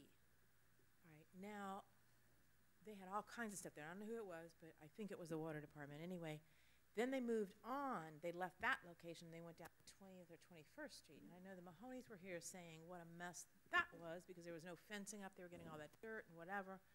Well, the situation on West 28th, there was a huge pile of dirt, let's say like as tall as a house, and then all kinds of big concrete slabs like this big all over that property. Then all that dirt was there. Then all of a sudden another dirt pile arrived on the same block, same area, except on the south side of the street. And that's still there. Now, this weekend, I noticed some people must have come in there and start taking the dirt for themselves, not knowing what's in it or whatever. But that needs to be cleaned up. As soon as we're done with the project, let's get rid of all the debris that's left there. They're supposed to leave that property in as good a condition as they found it. But they don't, and it's still sitting there, and all those big slabs of concrete, and who knows what's going to happen to that. But we're tired of looking at it. So when a job is done, we need to have someone go around and make sure before those people are paid that they have done their job and they have cleaned up. I understand, excuse me, I understand from the grapevine that there's a problem with our roof here at City Hall. Now, we had that replaced. Did we just patch it? Where's the warranty on it? I understand that the city manager has had to move over to the industrial area. We don't know about this. I found out quite by accident. People need to know if they're coming to see Ms. Hoskins, they need to know where she is. She's out in the industrial area now. How long is this going to take? Why wasn't that roof done properly in the first place? And why are we back at square one with our roof here? We had a meeting with Code, and I was talking to them about that former trailer park on Broadway. You know, why companies don't want to come into Riviera Beach, and it's still there. Fallen trees. It's just a mess. There's no orange signs on it, no nothing. I talked to Mr. Gagnon because apparently his department is now in charge of Code for the last couple of years, and I didn't understand that either because it used to be under the police department, which kind of made sense to me because if Code had a problem with someone, they could send the police, but now it's under Mr. Gagnon's direction, and I asked him, why is that, and he didn't know. So he said it was a council decision, so I'm asking you now, why is that under the Community Development Department, and what are they supposed to do about it? What is their involvement there? Oh, today we had some good news. They voted on it, and there will be no more specimen gathering under the Blue Heron Bridge. So that was good news. Perry Street, you just talked about abandoning that behind Barracuda Bay. What happens when you abandon that street? What happens to it now? What's the significance of that? I have a purchase request. On the council seats, under your names and your positions, if we could have another plaque, exact same size, but just separate from that one, saying what district it is. Because people are always asking, especially now during election time, what district is that person in? And we don't know. It would be good to just have that separate little plaque which would remain there all the time saying Tanya Davis Johnson, district so-and-so. Just leave that there all the time so people know what we're talking about. Thank you. Lloyd Brown, Fane Losman, J.B. Dixon. Thank you. My name is Lloyd Brown, and I see, and I know the people, our citizens, see that you're drinking bottled water. You know, it's a lot of people can't afford bottled water, you know, so that you're telling us something, right? And that's what I see. And then, you know, let me tell you what happened. I was riding down, I think it's 29th Street, and I saw these officers. It was 4 of them. And there was a little girl. She looked like soaking wet, even if she was soaking wet. She was a lady. If she was wet with cement, she wouldn't weigh no more than 70 pounds. And I seen them manhandling her, and they had her on the ground. I took pictures of it. But, I mean, what is the procedure? I thought you have to have a woman to come and search an individual. You know, I can understand you treating her worse than the people who treat the dude at Stoneman Douglas. And, I mean, that's a shame. And then another thing, while I was down there, you know, I looked over to the right, and I saw this sign said, City of Riviera Beach, something about, you know, community, doing something better for the community. And then I looked a little further, and I saw that those apartments that I complained about with the roof broken in and were torn down. I mean, did we use our money to do that, you know? So, because, like, you know, it had your name on it, Hubbard, and it said you did that. So, I mean, did you use our money to do that, or did you just, I mean, I'm not even going to say, you know, you ever heard of The Sopranos, you know, where they paid people, like when they had old raggedy houses, they paid them because they wanted to keep things going? Well, you know, it seemed like it's no different here, because I seen your name on the Davis bus, and that seems like, you know, you scratch my back, I'll scratch yours. And, I mean, that's a shame that it's going on. And then another thing, you know what I like to talk about? I mean, I may not be a felon, and I may be one. But you know what? I couldn't afford, when I went to a rehab to get 30 years ago, whatever, to get, like, my records sealed. So, like, all these people who got their records sealed, that means that the individual on the job, he couldn't go through and find it. But nowadays, if you're a felon, it doesn't matter if you put that down. They can go on the internet, and you don't have sealed records. So they don't have to tell you, well, I fired you because you're a felon. You can make a minor mistake, and they'll fire you. And let me tell you, this girl got mad. Somebody got mad at me because I said I'm not registered. Let me tell you, I done met a lot of Vietnam vets, and I learned a lot of vets out there who fought for the Constitution. They fought for all the rights, every right. I'm talking about the right to vote. Then you had individuals who died for that right, and black people didn't have that right from the get-go. And you black politicians talking about you want somebody to vote for you because we getting our rights back. I mean, you better turn around and look, because you haven't said, I haven't heard none of them say anything about all the rights. They like voting rights, pat me on the shoulder. That's BS. Thane Lozman, J.B. Dixon, Doretta Polk.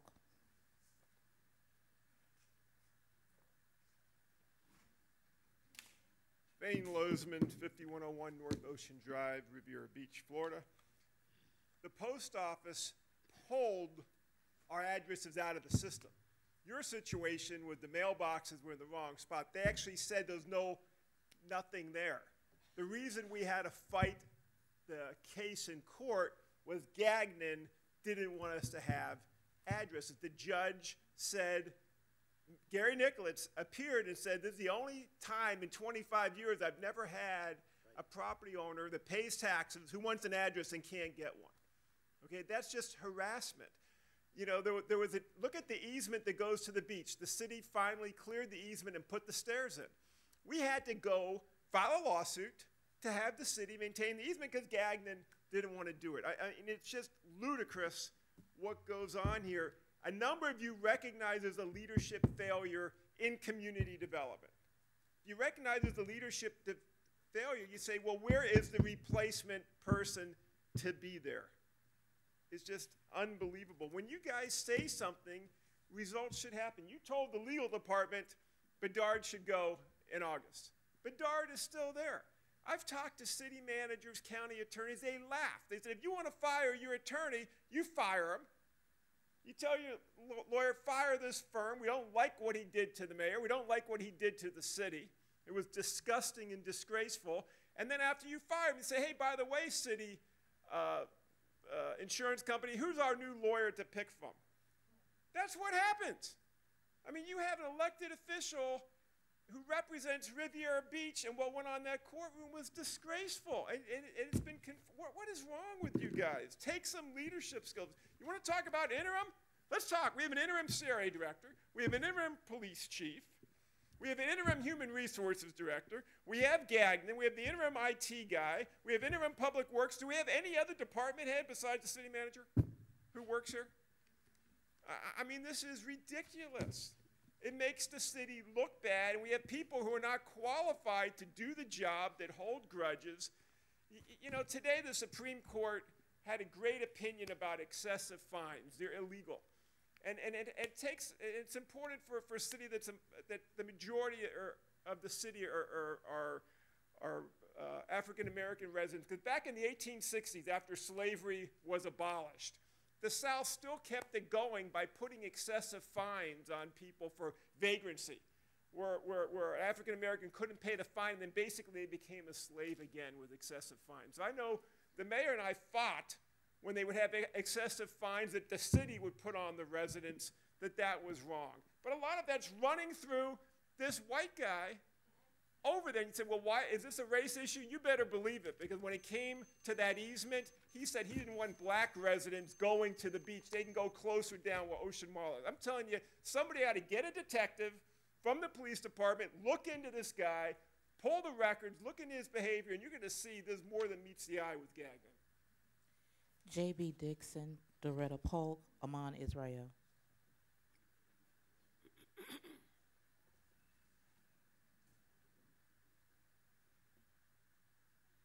Well, that was a tough act to follow. I am coming up and just telling you that we're going to have the first annual Singer Island Beach Polo on Saturday. I hope you will all be there. Gates open at 10:30. The first match is at noon. There's one at 1:30 and one at 2. We've had some rough spots to get over, and I'd like to thank the city manager and the staff, city staff, who have helped us with this the first year that we've had. We have sold over 150 tickets pre-sale, so we know there will be that many people there. But people are very excited about it, and I'm quite sure, I'm hoping that we'll have at least 300, which I think would be very good for our first year. And I think it'll be very good for the image of Riviera Beach.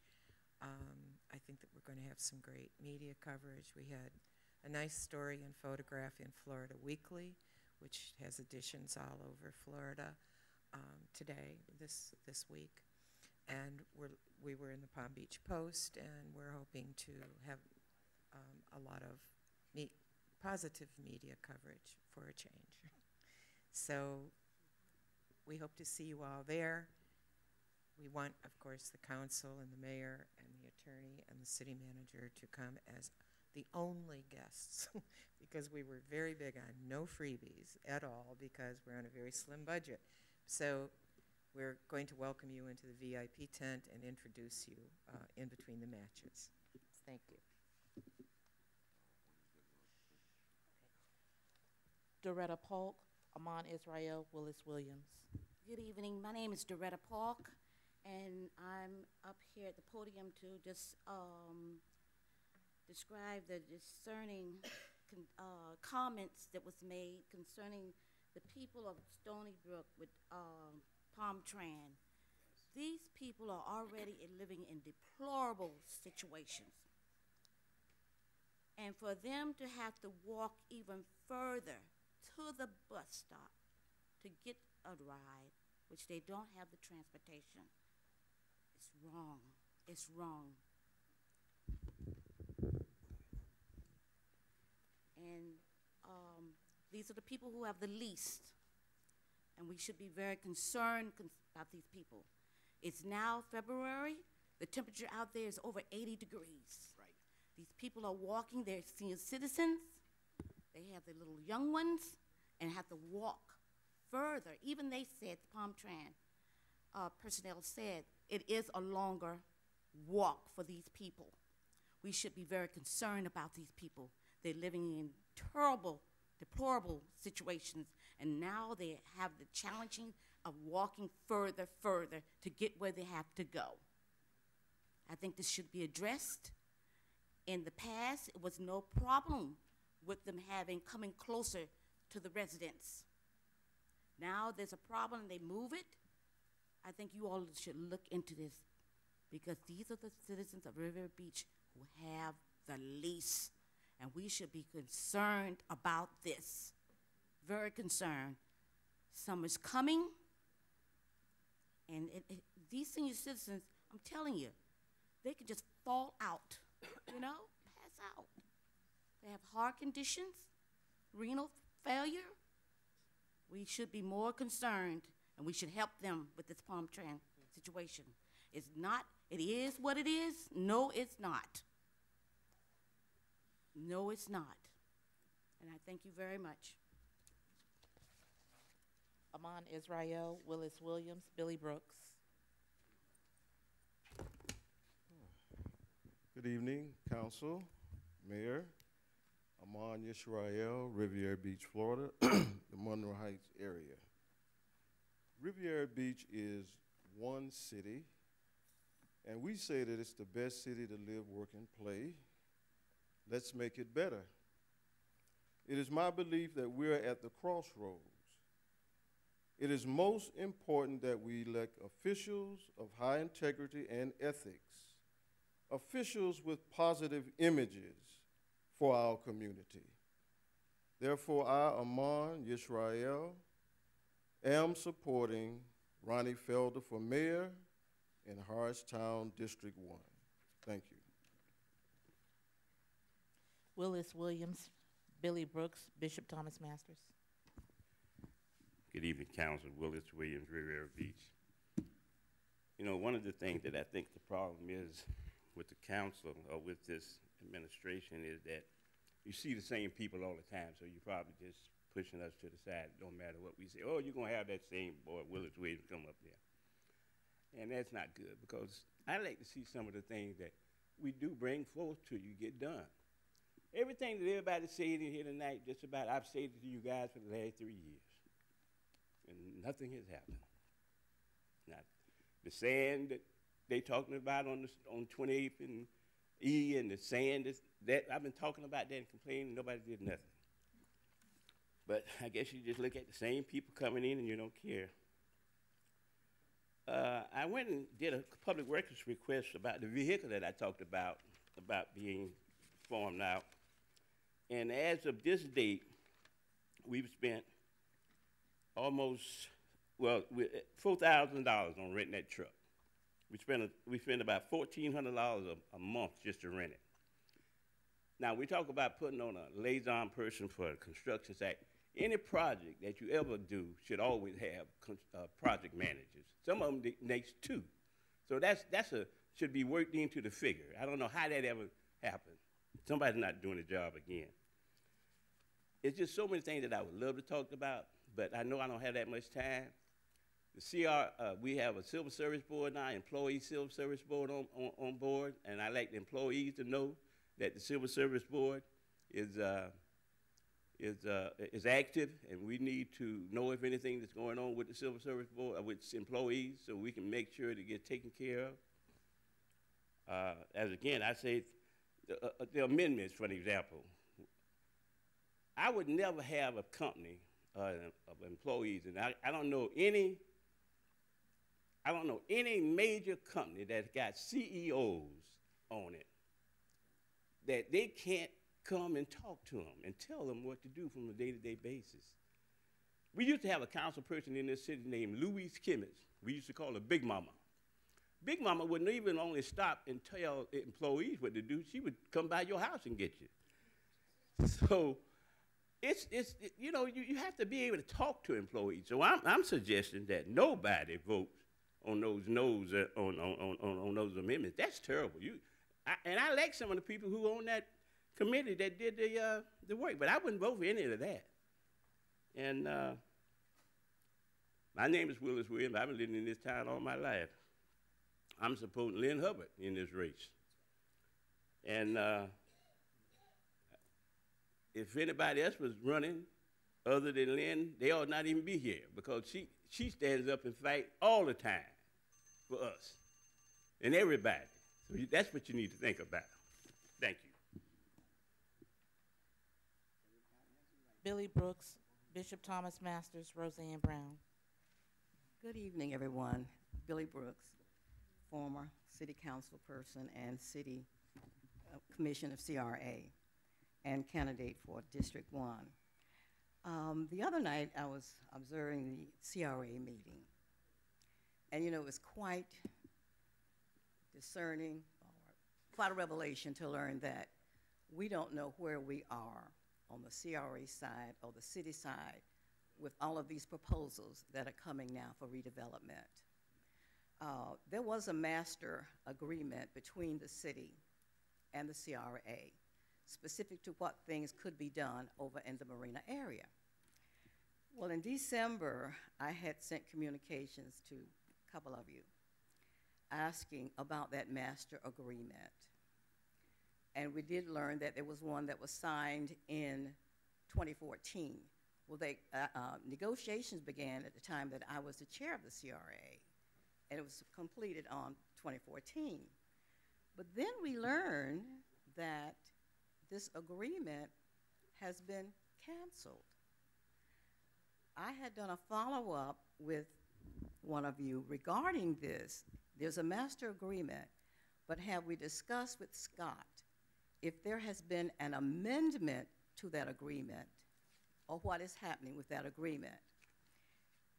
And legal there, I was just really concerned that legal did not have available to you all the document when it was originally signed, because he should have had it there. And if in fact it was canceled, then there should have been a resolution to give you all, where are we now? His words were, you all don't have a right to negotiate.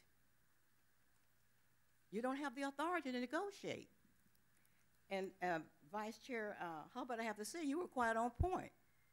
There was quite, you know, just didn't make good sense there, quite disingenuous. So legal should have been called to you know, on this. Their contractual arrangement is to provide you with legal counsel. When I was the chair, I had a problem with them. They would send invoices and not break down on what it was about. So you really need to get on council. I mean, that lets you know that we really need to have people in place, a CRA executive director. This would never happen under Tony Brown's watch. We need to have a city manager, because if you are the landlord and the tenant, it just really doesn't quite make sense, does it? So right now, where are we and where are we going with the redevelopment, since the CRA does not have any right to negotiate anything? It's crazy. Thank you. Bishop Thomas Masters, Roseanne Brown, Dr. Philip Dukes. Bishop Thomas Masters, the pastor of the New Macedonian Missionary Baptist Church with a Pentecostal flavor, 748 West 9th Street. As you heard Reverend Burrs, and I'm sure pastors are saying it from the pulpits of the churches about the amendment to vote a no on all of them. I put these chairs here. I hope you get a shot of it. People who are in favor of the term limits, you should vote no, because that's not what you're going to get. You know what you're going to get? You're going to get people, a person to run this seat here, then go here, then go here, then go back here, you play musical chairs. Term limit is what you have on a national level. When the president is termed out, he's out. That's it. That's real term limits. What we have is the mayor can run for the District 5. He can run for his district that he lives in. The District 5 can run as he's termed out for his district, or the mayor's seat. So same people voting all the time for the same people. That's not term limit. That's musical chairs. Willis Williams is absolutely right. What charter that you can't direct the city manager who works for you? Now, I agree with the non-interference part, but the part about the city manager, that you cannot direct the person that works for you, that's crazy. That's why you should vote no. Unbelievable. Ethics. We all support ethics, but is that what you really have? Think about it. You can put the word out there and say, oh, we're going to support ethics. How you going to do it? Who's the judge? Who's the jury? Who's going to get due process? What are the penalties going to be? None of those issues are even addressed. It's just throw it in the charter. That's not right. Speaking of the charter, it's interesting that our council wants to follow the state when it's convenient. But when it's not convenient, you don't want to follow the state. The charter of the state of Florida has to be 60% of the people voting in order to pass, not 50 plus 1.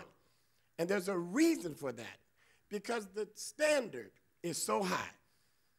But you won't be able just to change the charter with a simple majority. Follow the state on that, 60%. There was a call that was very disturbing that went out that talked about the absentee ballots that led you to believe that that was coming from the elections office. That was a lie. It did not come from the elections office. Whoever is doing it to intimidate and suppress the vote. It has been reported to the state attorney, the FDLE, so please ignore it. If you have absentee ballots, you can take them in yourself or call someone to volunteer to take them in or mail them in. Don't listen to that garbage, because they were very disturbed that somebody used their number to do it. Thank you, Madam Chair. Roseanne Brown, Dr. Philip Dukes, Bessie Brown.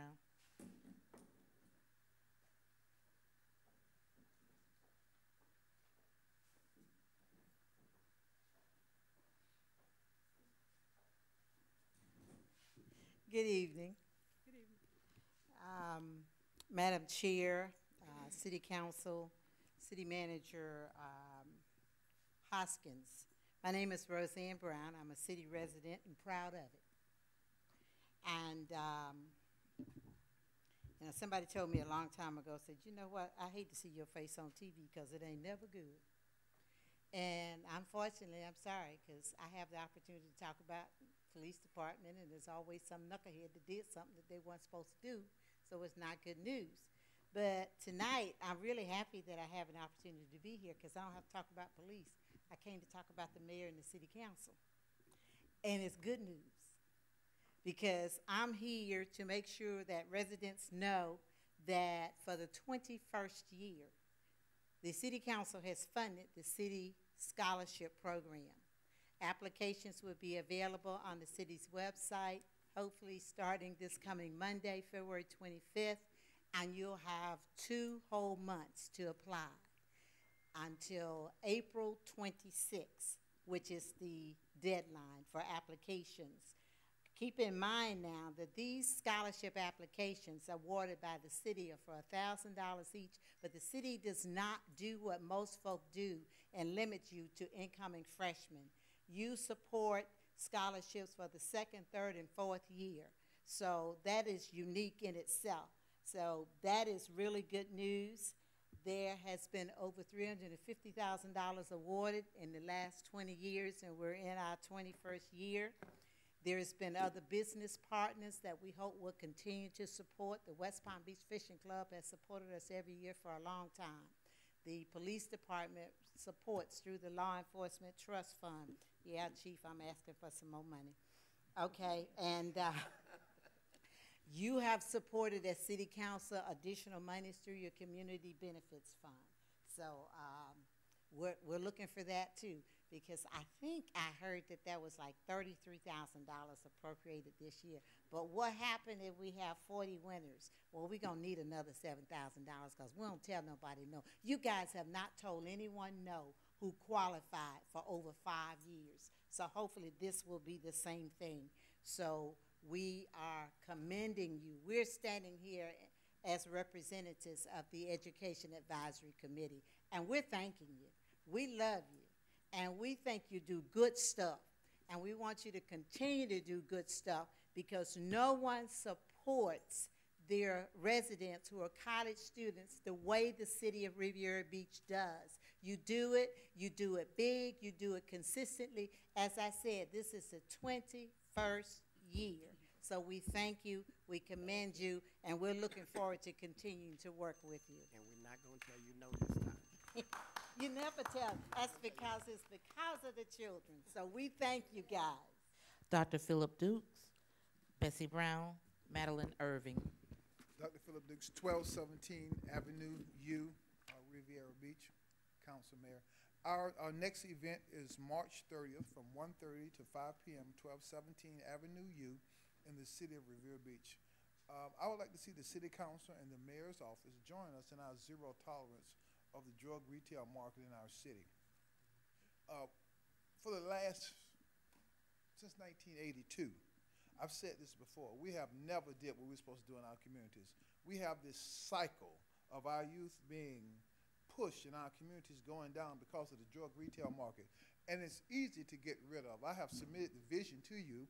Now listen, I don't have an axe to grind with anybody on the city council or the mayor's office, but the pattern that you follow is a dead one when it comes down to the community. Because I want you to come up to 13th and U on Friday night and watch. We didn't have any boys running up to cars up until 3 years ago. A few people got out of prison and they started back selling, but we didn't have the finances that we needed to combat them. And all over our city, we have this going on. Now, some of us feel like this is how we're supposed to live, but I don't believe that, and I will never accept that. We have redevelopment over this city. It's a beautiful thing. We have all these different things going on in our city, but we do not have community redevelopment for our streets.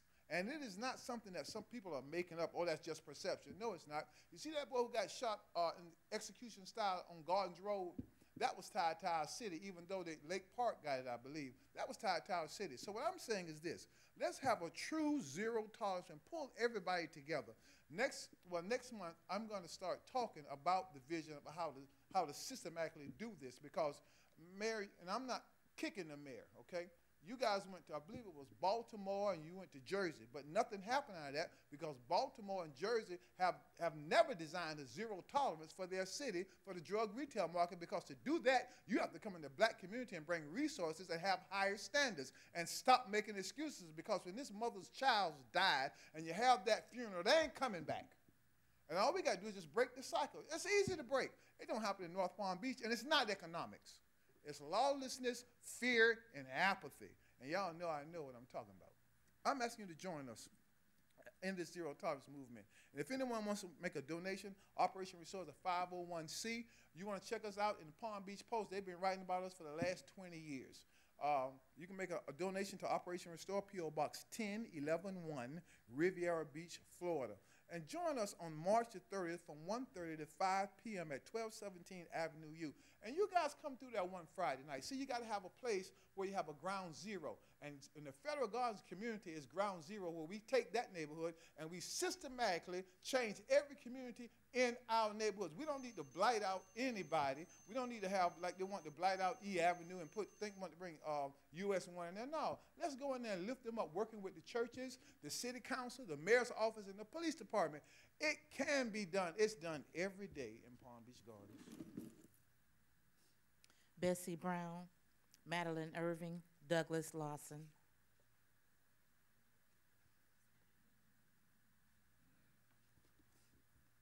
Good evening, Council and Mayor. Good evening. Bessie Brown. I wanted to say,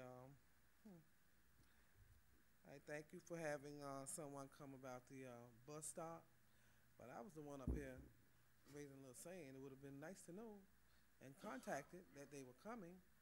I really I kind of thought about that. Two council meetings I complained about that. And on 35th Street, the reconstruction on 35th Street, 34th, and 8th Avenue, that's been a living monster. And I would like to ask the question that since they did 34th and those streets, 35th is a little half circle. It's just a little crack in the wall. Why didn't they prepare that? Because if anybody ride down there, there's cracks all over the road now. It's just like it just made our street worse and did nothing. Nothing. I would like some feedback on why was that street not because it's not a straight street. They could have taken care of that at the time they were doing these other streets. And I'm not gonna. I didn't come to complain about anything tonight, but I'm just unhappy that I wasn't informed that someone was going to come from about the Stony Brook bus stop, because we could have had somebody here, to sit and go through it. But I did actually talk to the young man, and I got his card, because if I have to call again, how dare you allow them not to come through in front of a place with children and women and they have no transportation. There's no bus on from U Avenue to Barack Obama. Sad. They don't even have access to get to Australian Boulevard. That's sad. Madeline Irvin, Douglas Lawson.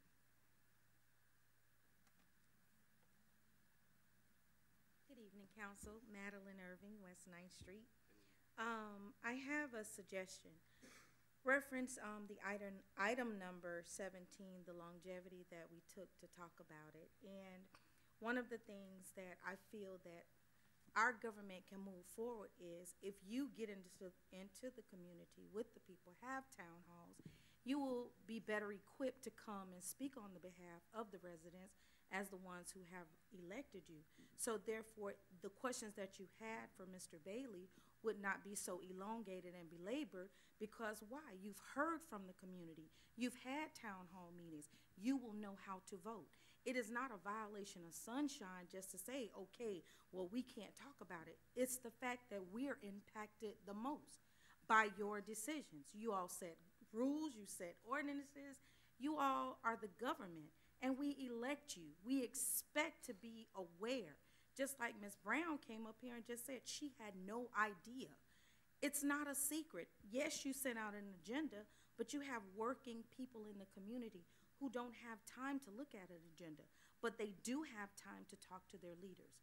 So I would suggest that why not have town hall meetings to get the public aware and accustomed to the things that are being discussed in the meeting. That's a better fight for you. That gives us more transparency, accountability, and helps us to trust you opposed to the secrecy that we've been fed. Secondly, I'm here because I have a problem with the ATVs, and you all are the government. This is building because my friends in West Palm are agonized by the gentlemen and probably females that ride up and down the streets with those four-wheelers, those dirt bikes, all of those things. They pollute the air, they're not licensed, they're dangerous. They are a nuisance to the community.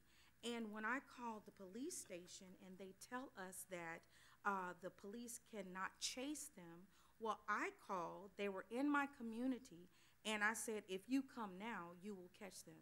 The police came a whole hour and 10 minutes later. I am outraged about that. That diminishes my quality of life, the quality that you talk about, because I live in a neighborhood that's elderly people there, children are playing, and all of that noise polluting, and these people block the streets.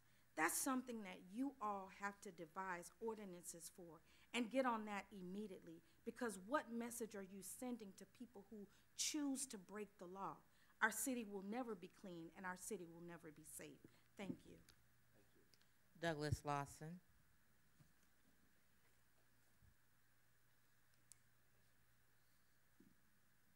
Good evening, Council. Just wanted to announce that we set a date for our Bridge to Infinity Youth Entrepreneurial Camp. It's going to be the week of July 29th through August 2nd. We are going to be hosting it at Infinity Taxes and Beyond on the corner of Blue Heron and Broadway. And we have locked in 5 of our business partners to associate for the camp. We have Dr. Adam Ramsey with Iconic Eye Care, Trinette Morrison with Trendy Gourmet, Brother McCray with McCray's Ribs, Richard Riles with the Riles Firm, and Brian Boysaw with the Boysaw Firm. We're looking to have about 20 individuals that are going to actually partner with us and businesses. We're trying to attract small businesses to come to the actual, trying to attract about 20 businesses to associate with the camp so that they can be involved and engaged with the camp. I also really would like the government, the governing body of our city, to be involved with the camp as well, because that actually shows these young men and women, which are going to be opening up as well, that leadership in our community is essential, and the involvement and what actually is being done.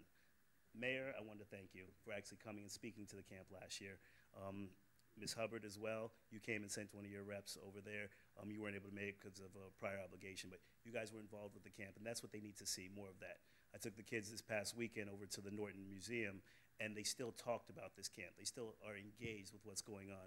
And if they can see this involvement with business owners, with leaders from the community, and also our governing officials, they'll have more respect for the community. They'll have more love and trust for the community, and they'll know exactly what's going on and what you're doing. So Mayor, thank you. Ms. Hubbard, thank you again. And Council, I'd love for all of you to be involved as well. Last thing is the Stony Brook. 2 of my boys, Elijah and John, both actually live in Stony Brook from the Youth Entrepreneurial Camp. Their parents do not have cars. We have to find a way to work out this situation for these families, whether it's a transit system, whether it's a shuttle or something to help the Stony Brook residents, working with Palm Tran to reroute the bus. Whatever needs to be done, we just need to do that. Because I have kids that are directly affected and their families are directly affected. So they need that support as well. Council, have a great evening. Thank you so much. Hold on a second. Madam Chair, would you please? Mr. Mayor, you recognize. Thank you. Would you give us the location of the thing that you're going to do with the young people, and the date, and a email or phone number if people want to get involved or get in contact with you? I think it's a great idea. Anything that you do or any of us do for the youth and the seniors. But you kind of went fast, so kind of slow it down and give us the location, the date. It's the Bridge to Infinity Youth Entrepreneurial Camp. It's a camp to expose our young adults between the ages of 13 and 17 to small businesses, successful businesses in the community, to show them what actually success looks like. Growing up, they only see kids, they see their parents, they see teachers.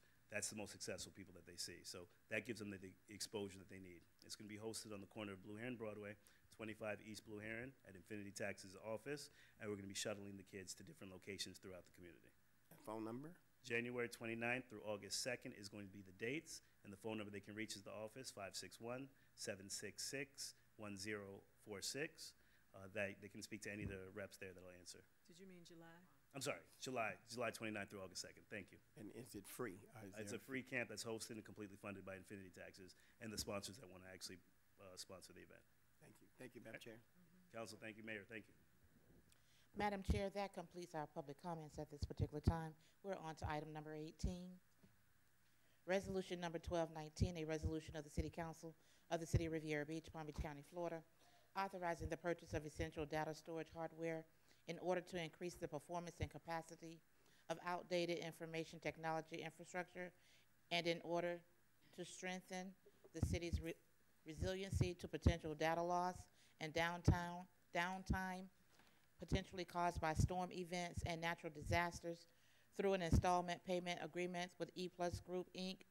for 3 annual payments of $266,139.59, totaling $798,418.77 by utilizing available contracts from other government entities as previously authorized by City Council through Resolution number 11917, authorizing the mayor and city clerk to execute said agreement, authorizing the Director of Finance and Administrative Services to make payment accordingly, and providing for an effective date. Madam Chair, we do not have any public comment cards on this item. The acceptance of public comment cards on this item is now closed.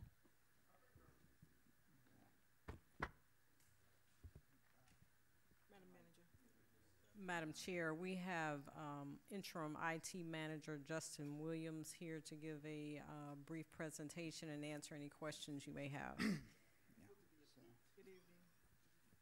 So, yes, for the record, Justin Williams, interim IT manager for the City of Riviera Beach. Bear with me here. I'm first time up here, so okay. Where's my clicker? So we're handing out some papers so you can follow along. I have a printout of the PowerPoint that I have here.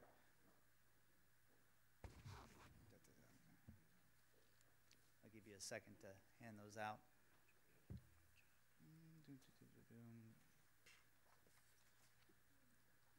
Okay.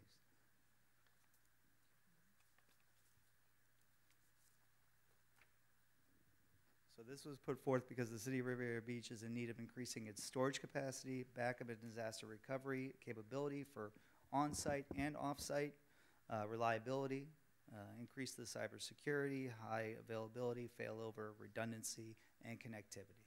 It's so basically the way I broke this down was our current storage and needs, what we have now and what we need and why we need it. So the City of Riviera Beach currently utilizes 3 storage devices.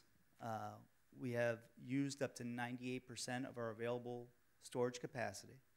Okay, the reason why I want to move forward to this and the reason why we need this is the current storage devices that we bought were in 2012. The standard lifespan is 5 to 7 years. The devices are past their useful life. The storage devices, device company stopped supporting this model as of December 20th, 2018 of this last year. The old technology is slowing down production and causing more downtime for the city and all its services that are infrastructure services. So now our current backup solution is presently using an ineffective backup solution. Okay, the current backup solution is not an enterprise solution for a city of our size. Okay, the current backup works well for smaller environments and things like that. We have outgrown that. Our storage needs and our backup needs have outgrown. Our current backup solution is more susceptible to security concerns and ransomware viruses along with other types of viruses. The new backup solution is industry leader in protecting against these types of threats to help us mitigate our liability and issues that we could occur. So saving the city time, money, reputation in the event of such an attack on the city's data. Okay. The new backup solution will improve the city's ability to meet the retention needs of the city moving forward as well. You know, as we keep making more data and we need to hold on to these things and be able to give them out to people who request the data, we need to be able to retain it. Okay. Current disaster recovery solution that we have in place now. So the current disaster recovery involves backing up the city's data, and then we copy it to the cloud. This is how that works now. Okay. The reason why we need the upgrade is if we're faced with a natural disaster, we are not adequately prepared to recover in a timely fashion. Okay, so this new disaster recovery solution that all this encompasses would give the city the ability to rebound from critical infrastructure failure. Okay, this configuration will greatly increase the city's public safety divisions, police and fire, ability to work in a disaster event, and the city's data will be backed up and stored on our servers and not on another company's cloud. It will be on devices and that we own offsite, and will be backed up there, what they call a private cloud. So benefits of proposed storage, backup, and disaster recovery solution. Increases our storage capability to better meet the needs of the city, improves our ability to back up and recover from hardware and data failures, minimizes downtime for everyone in the city, email and data, greatly increases the security and availability of the city's data, and increases the retention time for backups while minimizing the city's recurring monthly costs. And that's the end of that. Madam Chair, Councilwoman Miller Anderson, you recognize? the most important thing for me is to make sure that I can receive my emails. Will this help? Yes, we've had this conversation, yes. All right. And then also, so, you know, I don't delete my emails, and I understand that the storage space was probably the problem because we're all probably Yes. not deleting our emails. That is correct, which yes, we ma'am. probably shouldn't. So how much more of an increase are we? Okay, so currently, as we talk, we are talking 80 terabytes is what we currently have, okay?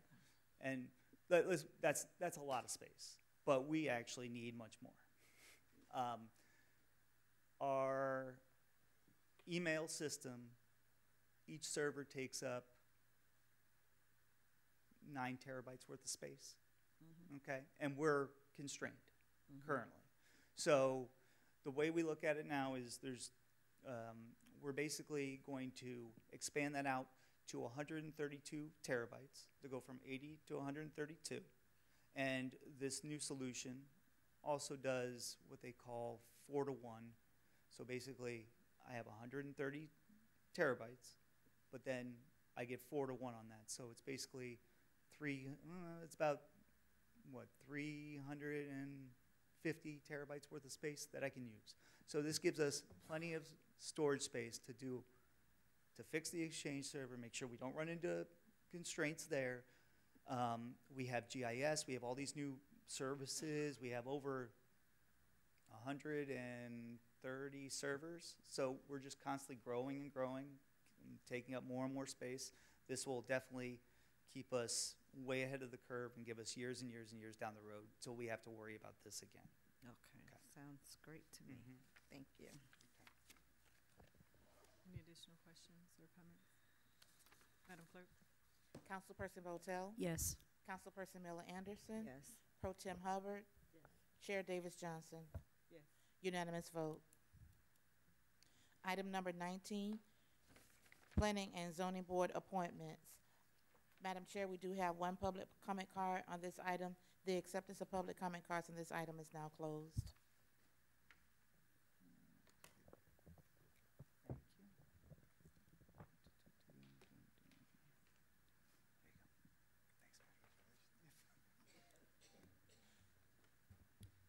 Is there a motion? Second. It's been motioned and properly second. Mr. Gagnon? Thank you, Madam Chair. We are in receipt of an application from Mr. Javaris Jackson, who resides in District 2. We currently have 2 vacancies on the Planning and Zoning Board. Both are alternate positions, and the application is being brought before the council for your consideration.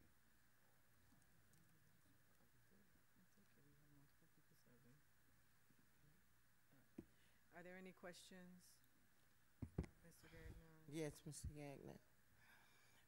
The use of persons serving on multiple boards. That is, and I'm questioning that. I don't know what our rule is for that, but we have board members that are serving on several boards, and do we have a policy in place for that?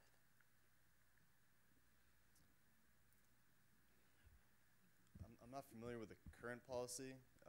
What we can do is verify following board's direction tonight, but I'm not aware of a current policy. I'd like to really look into that, because that doesn't leave us much objectivity for a calmer word to have, you know, one person having serve on several of our advisory boards, being that they're just that. So that that concerns me. Madam Chair. Madam Manager? Now, if you're referring to the Citizens Charter Review, that board was disbanded after the amendments were approved, correct? No. If I'm not.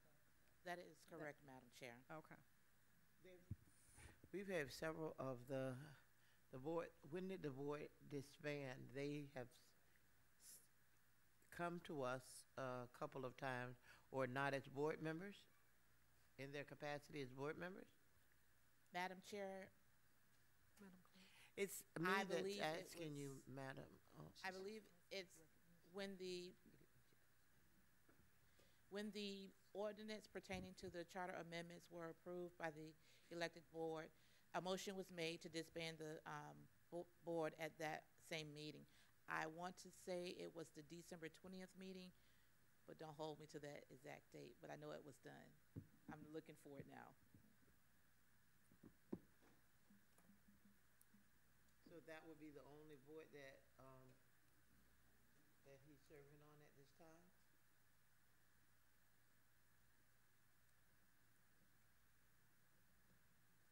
Madam Chair, I believe so. Yes. The Planning and Zoning Board would be the new board. The Charter Review, as she stated, was disbanded. Madam Chair. Councilwoman Botel, you recognize? I think it would be a shame to not approve Javarius Jackson after the good work that he's done on the Charter Review. He's a fine young man. He has a degree in public administration. I think it would be a valuable asset to the Planning and Zoning Board. Madam Chair. Chair Pro Tem, you recognize?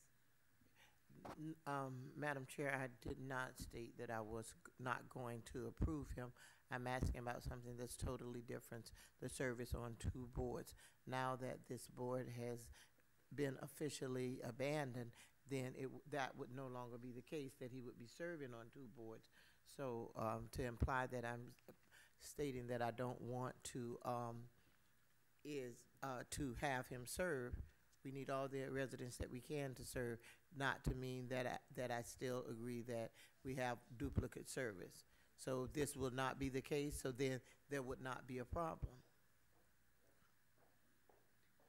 There was a public comment card. Fane Losman.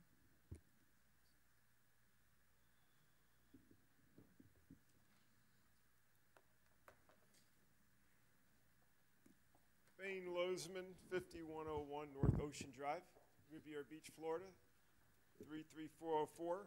Singer Island's largest landowner, taxpayer who can't get his mail delivered. I just found out that Gagnon's been the interim department head since July 7th of 2017. That's 1.5 years. We also have an interim CRA director. We have an interim police chief. I don't know why. The interim police chief is friends with Gagnon. I don't like our police chief either.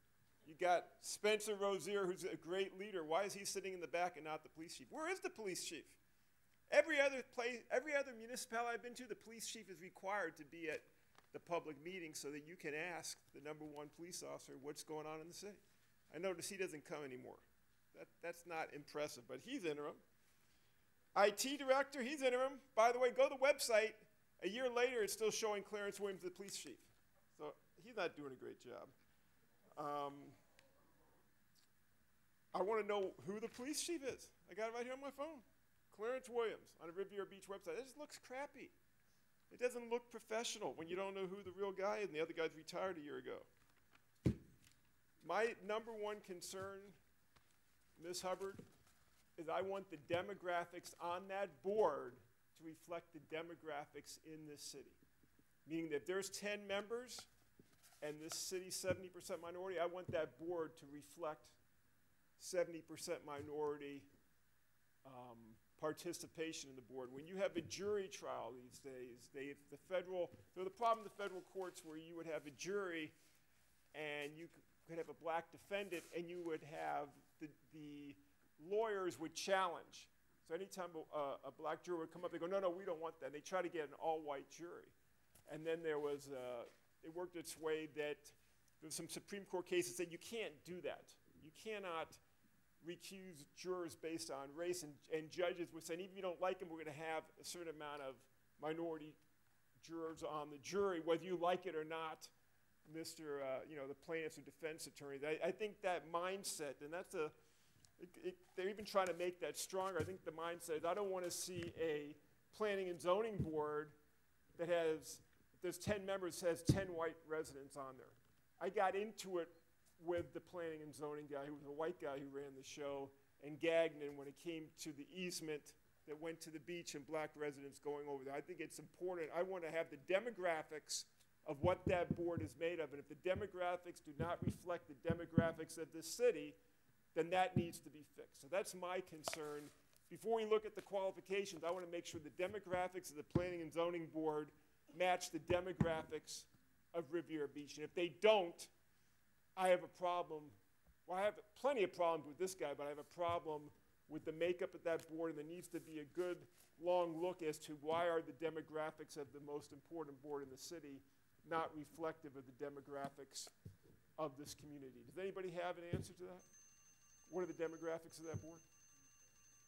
How many members is it, and what percentage is minority? Because based on the demographics of the city, the board should be, a majority should be minority members of that board.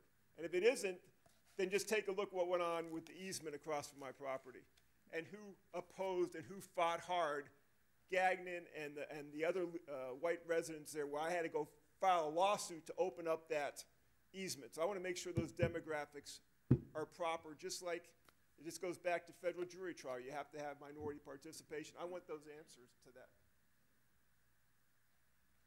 Madam Chair, that completes public comments on this item. Thank you. Discussion by City Manager. Madam Chair, there was a motion on the floor. Oh, I'm sorry. Madam Clerk.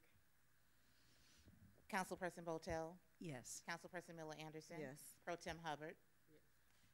Chairperson Davis Johnson? Yes. Unanimous vote. Yeah. Discussion by City Manager. I have no comments, Madam Chair. Discussion by City Attorney. I have no comments. City Council Committee reports. Statements by the Mayor and Council, starting with Councilwoman Botel. Once again, just a reminder that the inaugural Singer Island Beach Polo event will take place on Saturday. The gates open at 10:30. The first match is at noon, and then at 1:30, and then at 3 o'clock. And we look forward to having a great crowd, a great turnout. We've got some wonderful players coming down from Wellington, and we're excited about this event. Hope it will continue every year and put Riviera Beach on the map for being a wonderful place to see beach polo. I do have to say that I unfortunately got another message tonight as we were meeting from the gentleman who was trapped in his driveway earlier today for 20 minutes. He said that they came along today and put a pump in his front yard, and he sent me a video of it, and it's going to keep him awake all night, and I think you're all copied on it. So I hope we can do something about that before his entire evening is ruined. And I Send it to really do Mr. hope we Bailey. can do something about what's going on with the road construction on Singer Island. Thank you.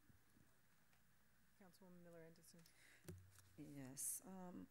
I wanted to know, Ms. Hoskins, what is the update on the building, the department building for attorney's office and city manager's office? So the testing, environmental testing for the city manager's office was completed this past weekend, and we are still waiting on the results. And tomorrow, Mr. Bailey, we have a meeting with the architects to talk about our game plan with regards to moving forward with piecemealing the construction of or repairing those those rooms that had water intrusion versus piecemealing versus doing it all at one time. Mr. Bailey, if you would. Yes, we have a meeting. We found a consultant. Luckily, one of our existing engineering consulting firms does this kind of work. The Palm Beach Gardens Library is about 40,000 square feet, and they did the exact same work with water intrusion. They've got a team of structural engineers, architects, the appropriate individuals who can look at the existing building, the construction plans, and come up with a remediation plan and a set of construction plans that we can put out to bid to do the work. The question was asked, do we do it all at once? Do we do it piecemeal? Can staff remain in the building while some of the work gets done? Those are some of the subjects that we will discuss at our meeting on Friday with the team as we lay out a game plan to sort of attack the problem here at the City Hall campus. Okay, so we don't really know how long we'll be out of the building still. No, we do not.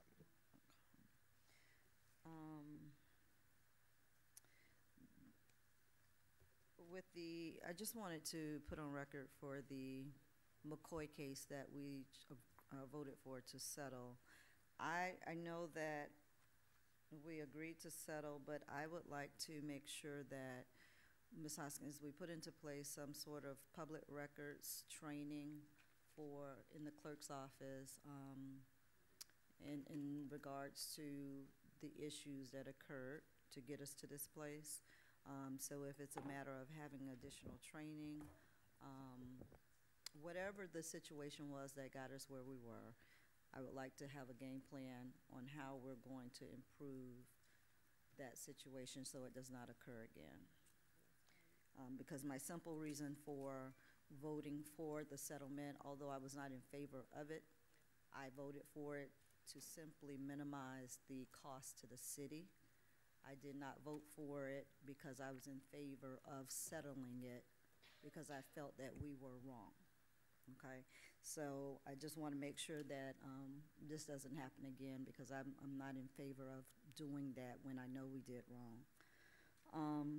The other item is Miss Bessie Brown. During her comments, she referenced about her street, 34th and 35th, and I believe Mr. Bailey. There was a conversation that had been had with Mr. Bailey and Ms. Brown regarding that area. So I just wanted to find out if Mr. Bailey, when you came for the citizen leadership, I think you were going to get back with her. And I just want to know what was the update for that.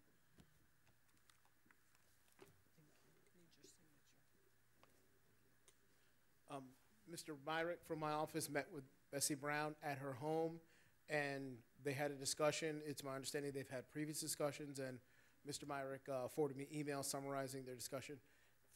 In short, Ms. Brown wants the loop of 34th that goes up and around in front of her house done, and wants to know why that wasn't in the project. And the sort of short version is it was not in the scope. The scope was Avenue H, East and West, and 34th Street. So that little loop where she lives was not in the original scope, and that's why it's not done. Right, I mean, I know that part, and that was just something she added to it, but it was more of an issue that was going on. The previous question she had was about the issue of the elevation. There's a conversation you all have been having for a while about that. There was a little patch that hadn't been tied in. That asphalt was completed. Okay. It was completed before Mr. Myrick met with her, so all of her issues had been addressed, and then the one unaddressable issue is she wants the whole rest of the road, and that was not part of the project. Right, I understand. And then for I think Miss Bonnie Larson referenced several of the construction sites, like the 28th in E and then 23rd in E, with the privacy fencing for those staging sites. How do you all go around to monitor them to see that they're falling down? I mean, I know people have to see that it's falling down. What is the maintenance for those privacy fence and just keeping the area looking halfway decent, because it is a high traffic area, especially going up Blue Heron. You see a lot of that. Yes, it was a complaint about the 20th Street and Avenue E site. We communicated with the contractor. They did some cleanup, but also understand that it is a high traffic area, not just for vehicles, but also bicyclists and walkers. So we are always struggling with vandalism at the same time. So we're working on keeping it as aesthetically pleasing as possible. But as you know, like I said, the projects are wrapping up. Those two sites hopefully will come offline in the next 2 months. So we'll be very vigilant in making sure that they're aesthetically pleasing until the projects are completed. All right, thank you. And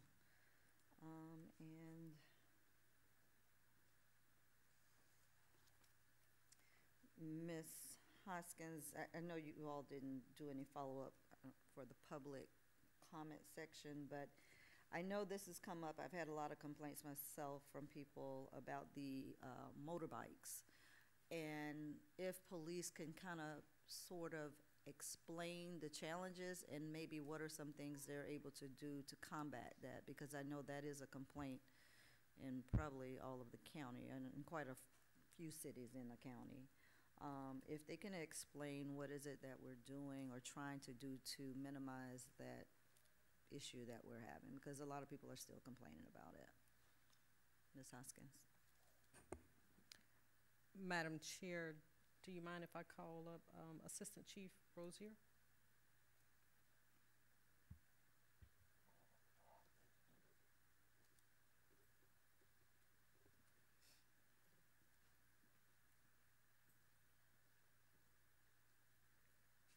Hello. Hi. Yeah, the issue with the dirt bike motorcycles is throughout the county and really across the nation, really. It is an ongoing problem and issue we continue to try to address, but the challenge in that is that we don't want to endanger the public even more by trying to chase after a motorcycle, which is basically a misdemeanor offense, to try to stop them, which would endanger the public even more. And a lot of times it's very unsuccessful when we do try to conduct a traffic stop on them, because they have the ability to go off-road between cars, in and out of traffic. So a lot of times, and we have performed operations in the community where we'll dedicate units just to look for these dirt bikes on the roadway. And what we try to do is to try to catch them when they're stopped somewhere. Sometimes they'll gather at gas stations or someone's house, and we try to catch them in situations like that, so we can not only ticket them but confiscate the motorcycles, because they're not supposed to be on the roadway. It is an ongoing challenge, but I want to look into the last lady's complaint about the response time to see exactly what was happening at that time, because it should not be a situation where we're not responding to a complaint. So sometimes we have a lot going on at one time and we have to prioritize the calls, because sometimes by the time we get to a certain location, they've already moved on, and sometimes they go out of the city and come back in the city. And so it's an ongoing challenge, but it's something that we take seriously. And I think eventually one of the things that will have to be done is to increase the penalties on that to make it a lot more costly for them, and you know, make sure that they're not doing that on a regular basis in the city. It's an ongoing challenge, though. All right, thank you. And that's it for me, Madam Chair. Thank you. Mr. Mayor? Thank you. March the 1st, which is a Friday at 4:30 p.m., this will be a historic occasion event. The Office of Mayor is sponsoring college, career, and trades day. The unions are participating with their apprenticeship programs, the young people and others that want to get in an apprentice program. I do want to thank the unions for their support, by the way, SEIU and AFL-CIO. Most of the colleges and universities in Palm Beach County will be there. Also, FAMU, Bethune, and the college, University of Waters, I guess, in Jacksonville, will be there as well. So it's going to be a great day, and young people who want to go to college, this is a good opportunity. They're going to be there to talk about their scholarship programs and also how you can enroll and possibly start the process even that day of getting involved with the colleges or the trades. We'll also have Florida Career College that will be there, and as you know, the Florida Career College offers all different types of skilled trades, electrical, plumbing, just so many different programs. So if you want to learn, go, grow, and glow. And I realize everyone is not going to be a college student. However, there are other options, and we want to make sure that those other options are available in the trades, etc. And that date is March the 1st, I'm sorry. That's a Friday at 4:30 p.m. at the Riviera Beach Marina.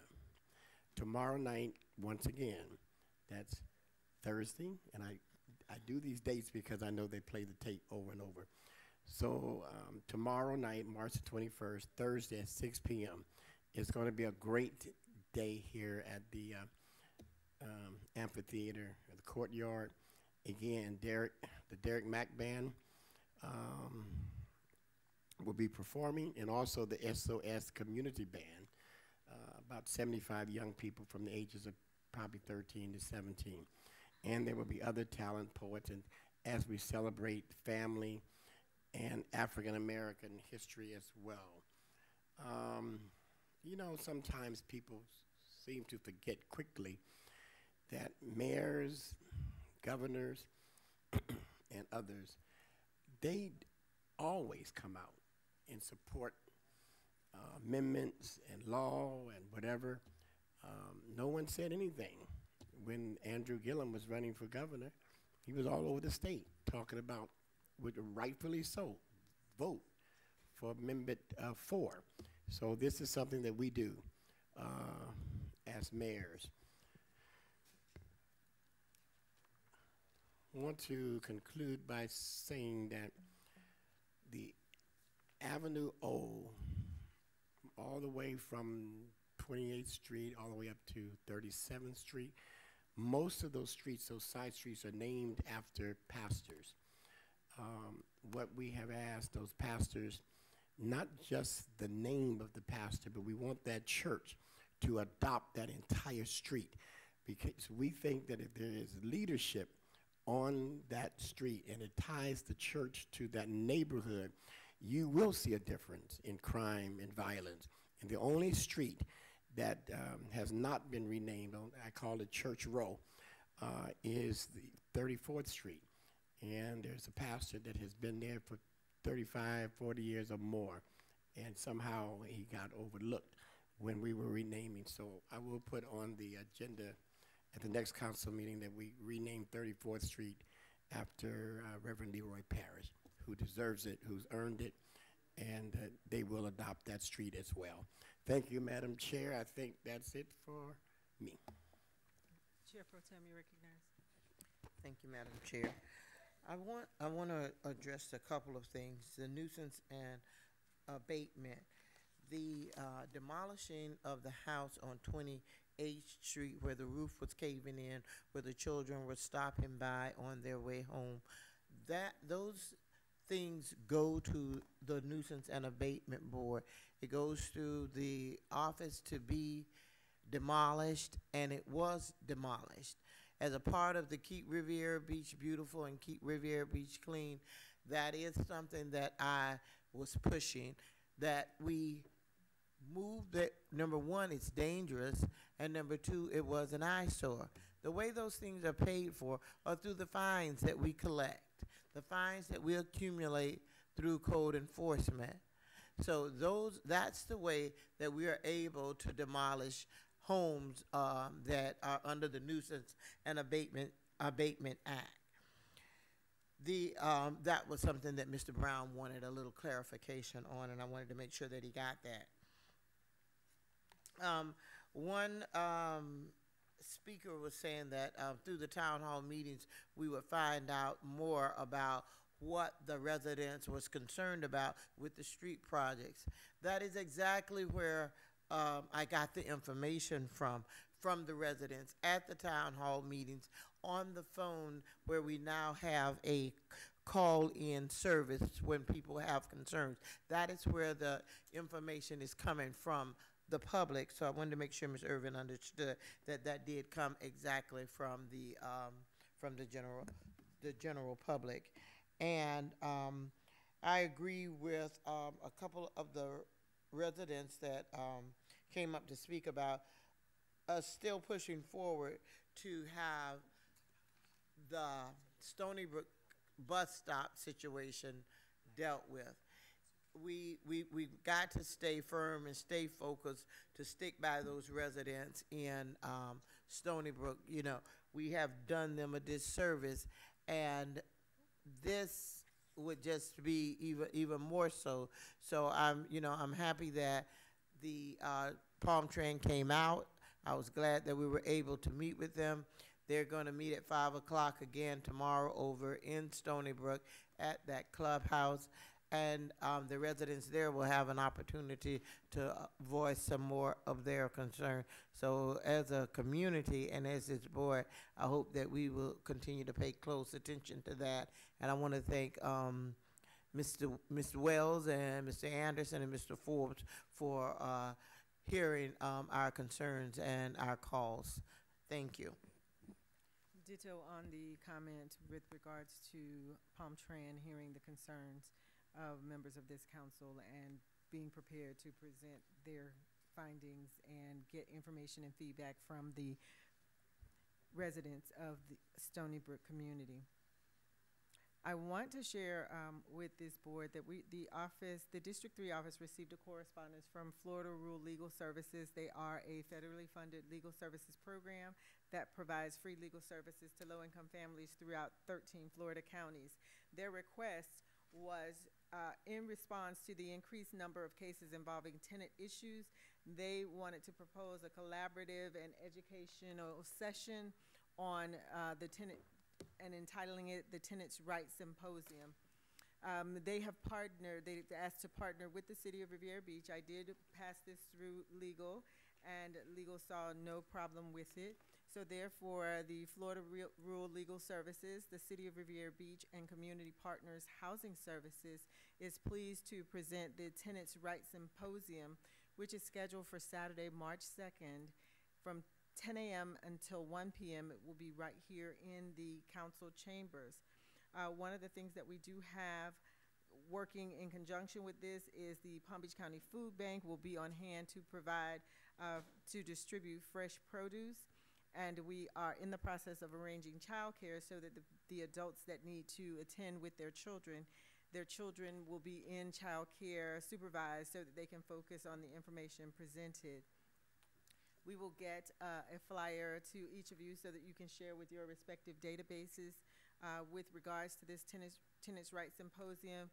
They have said that they've indicated that there has just been a number of cases, an increase in the number of cases that deal with landlord-tenant issues, and they recognize that here in the city, you know, we have such a high percentage of rental properties. So we wanted to be able to provide this information to the general public. Again, Saturday, March 2nd, 10 a.m. until 1 p.m. here in the chambers. There will be a free distribution of produce, and we are working to have child care.